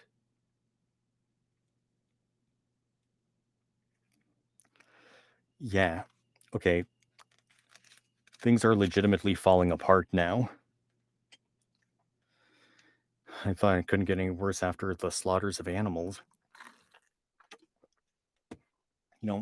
Animal on animal violence. Meanwhile, Frederick and his men had halted about the windmill. The animals watched them, and a murmur of dismay went round. 2 of the men had produced a crowbar and a sledgehammer. They were going to knock the windmill down. "Impossible!" cried Napoleon. "We have built the walls far too thick for that. They could not knock it down in a week. Courage, comrades!" But Benjamin was watching the movements of the men intently. The 2 with the hammer and the crowbar were drilling a hole near the base of the windmill, slowly, and with an air almost With an air almost of amusement, Benjamin nodded his long muzzle. I thought so, he said. Do you not see what they are doing? In another moment, they are going to pack blasting powder into that hole. Terrified, the animals waited. It was impossible now to venture out of the shelter of the buildings. After a few minutes, the men were seen to be running in all directions. Then there was a deafening roar. The pigeons swirled into the air, and all the animals, except Napoleon, flung themselves flat on their bellies and hid their faces. When they got up again, a huge cloud of black smoke was hanging where the windmill had been. Slowly, the breeze drifted away. The windmill had ceased to exist. At this sight, the animals' courage returned to them. The fear and despair they had felt a moment earlier were drowned in their rage against this vile, contemptible act. A mighty cry for vengeance went up, and without waiting for further orders, they charged forth in a body and made straight for the enemy. This time they did not heed the cruel pellets that swept over them like hail. It was savage. It was a savage, bitter battle. The men fired again and again, and when the animals got to close quarters, lashed out with their sticks and heavy boots. A cow, 3 sheep, and 2 geese were killed, and nearly everyone was wounded. Even Napoleon, who was directing operations from the rear, had the tip of his tail chipped by a pellet. But the men did not go unscathed either. 3 of them had had their heads broken by blows from Boxer's hooves. Another was gored in the belly by a cow's horn. Another had his trousers nearly torn off by Jessie and Bluebell. And when the 9 dogs of Napoleon's own bodyguard, whom he had instructed to make a detour under cover of the hedge, suddenly appeared on the men's flank, baying ferociously, panic overtook them. They saw that they were in danger of being surrounded. Frederick shouted to his men to get out while the going was good, and the next moment the cowardly enemy was running for dear life. The animals chased them right down to the bottom of the field, and got in some last kicks at them as they forced their way through the thorn edge. They had won, but they were weary and bleeding. Slowly, they began to limp back toward the farm. The sight of their dead comrades stretched upon the grass moved some of them to tears, and for a little while they halted in sorrowful silence at the place where the windmill had once stood. Yes, it was gone. Almost the last trace of their labor was gone.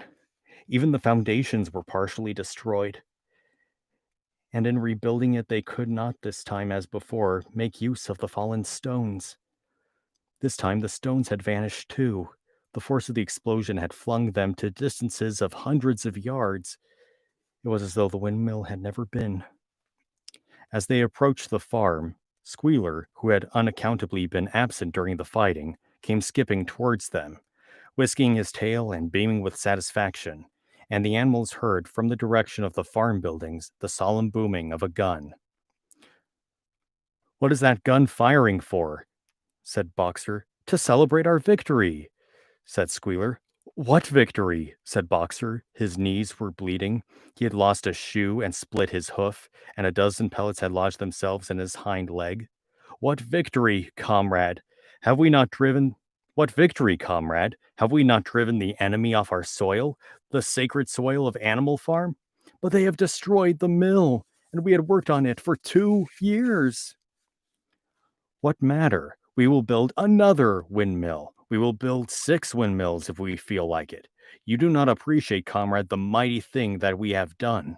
The enemy was an occupation of this very ground that we stand upon, and now, thanks to the leadership of Comrade Napoleon, we have won every inch of it back." "Then we have won back what we had before," said Boxer. "That is our victory," said Squealer. They limped into the yard. The pellets under the They limped into the yard. The pellets under the skin of Boxer's leg smarted painfully.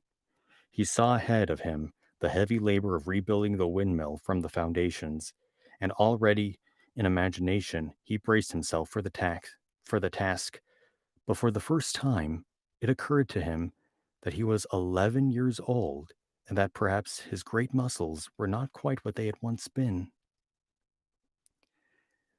But when the animals saw the green flag flying, they heard the gun firing again. 7 times it was fired in all, and heard the speech that Napoleon made, congratulating them on their conduct. It did seem to them, after all, that the victory they that they had. Sorry, I'm getting a little tongue tied.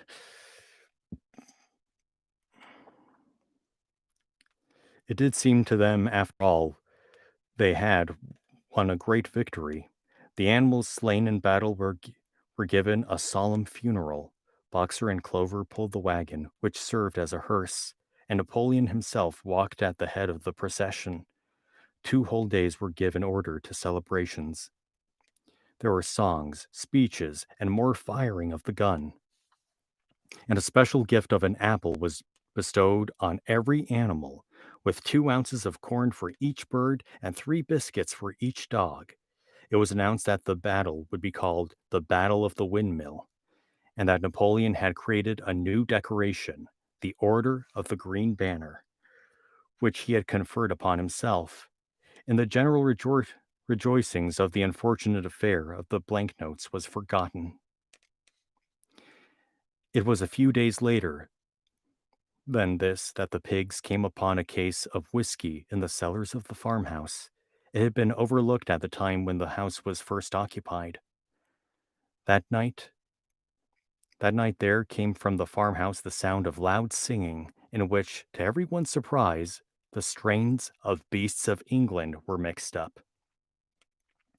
At about 9:30, Napoleon, wearing an old bowler hat of Mr. Jones, was distinctly seen to emerge from the black door, gal- galloping rapidly round the yard, and disappear indoors again. But in the morning, a deep silence hung over the farmhouse. Not a pig appeared to be stirring. It was nearly 9 o'clock when Squealer made his appearance, walking slowly and dejectedly, his eyes dull, his tail hanging limply behind him, and with every appearance of being seriously ill. He called the animals together and told him that terrible piece of news to impart. Comrade Napoleon was dying. A cry of lamentation went up. Straw was laid down outside the door of the farmhouse, and the animals walked on tiptoe. With tears in their eyes, they asked one another what they should do if their leader was taken away from them. A rumor went round that Snowball had, after all, contrived to induce a poison into Napoleon's food. At 11 o'clock, Squealer came out to make another announcement. As this was his last act upon earth, Comrade Napoleon had pronounced a solemn decree. The drinking of alcohol was to be punished by death. Jeez. Jeez, you can't even drink?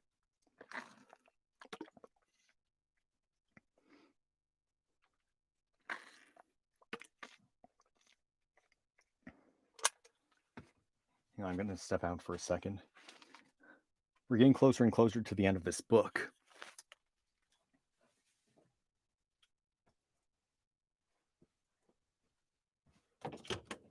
BRB.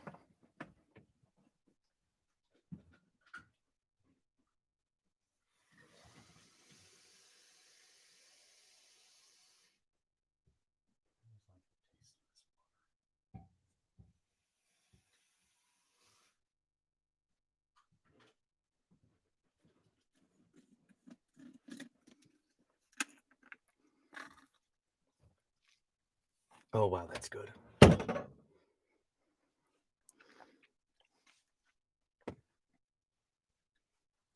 Yeah, I'm willing to bet that Napoleon isn't actually dying.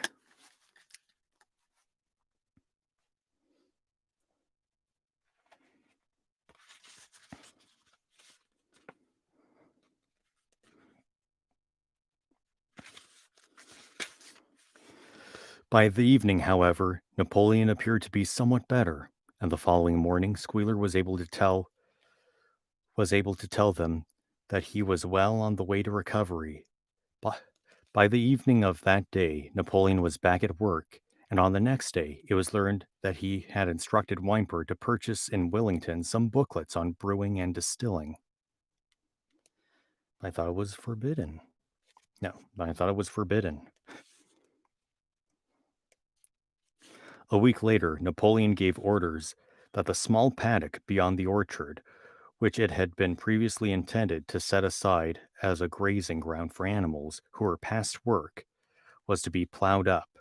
It was given out that the pasture was exhausted and needed reseeding.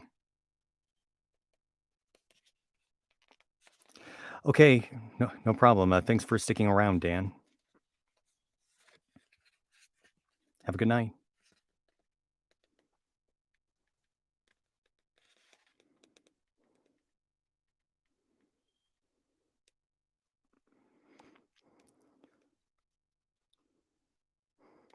Anywho,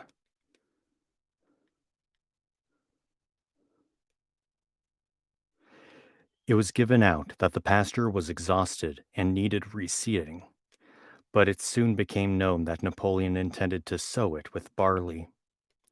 About this time, there occurred a strange incident which hardly anyone was able to understand. One night, at about 12 o'clock, there was a loud crash in the yard, and the animals rushed out of their stalls. It was a moonlit night. At the foot At the foot of the end of the wall of the big barn, where the 7 Commandments were written, there lay a ladder broken in 2 pieces. Squealer, temporarily stunned, was sprawling beside it, and near at hand there lay a lantern, a paintbrush, and an overturned pot of white paint. The dogs immediately made a ring round Squealer and escorted him back to the farmhouse as soon as he was able to walk. None of the other animals could form any idea as to what this meant, except old Benjamin, who nodded his muzzle with a knowing air and seemed to understand, but would say nothing. But a few days later, Muriel, reading over the 7 Commandments to herself, noticed that there was yet another of them which the animals had remembered wrong. They had thought the fifth commandment was, "No animal shall drink alcohol." But there were 2 words they had forgotten. Actually, the commandment read, "No animal shall drink alcohol to excess."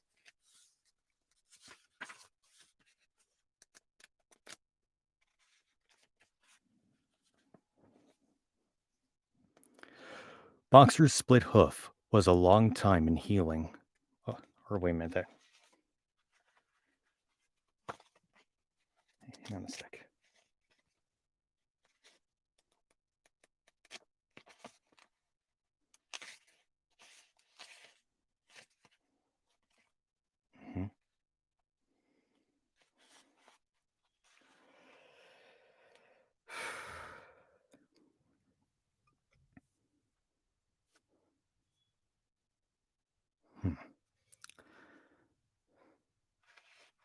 Mhm.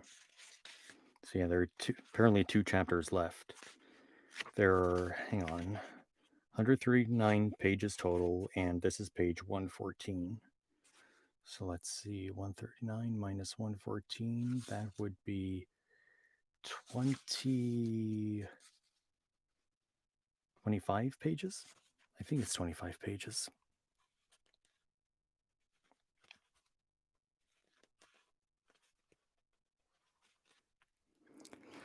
Boxer's split hoof was a long time in healing. They had started the rebuilding of the windmill the day after the victory celebrations were ended. Boxer refused to take even a day off work and made it a point of honor not to let it be seen that he was in pain.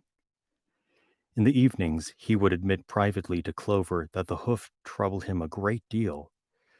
Clover treated the hoof with poultices of herbs which she prepared by chewing them, and both she and Benjamin urged Boxer to work less hard.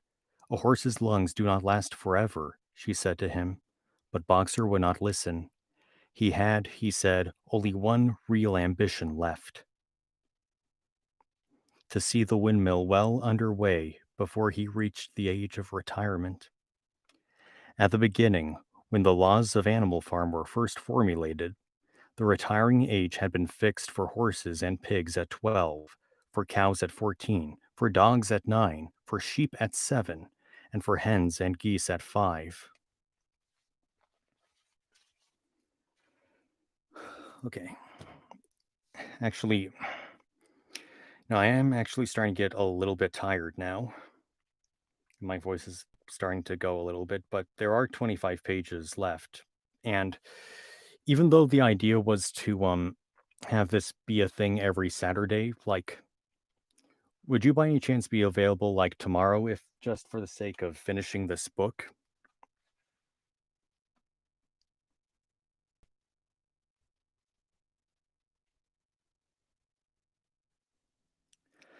Okay, okay, cool. Cool, cool, cool.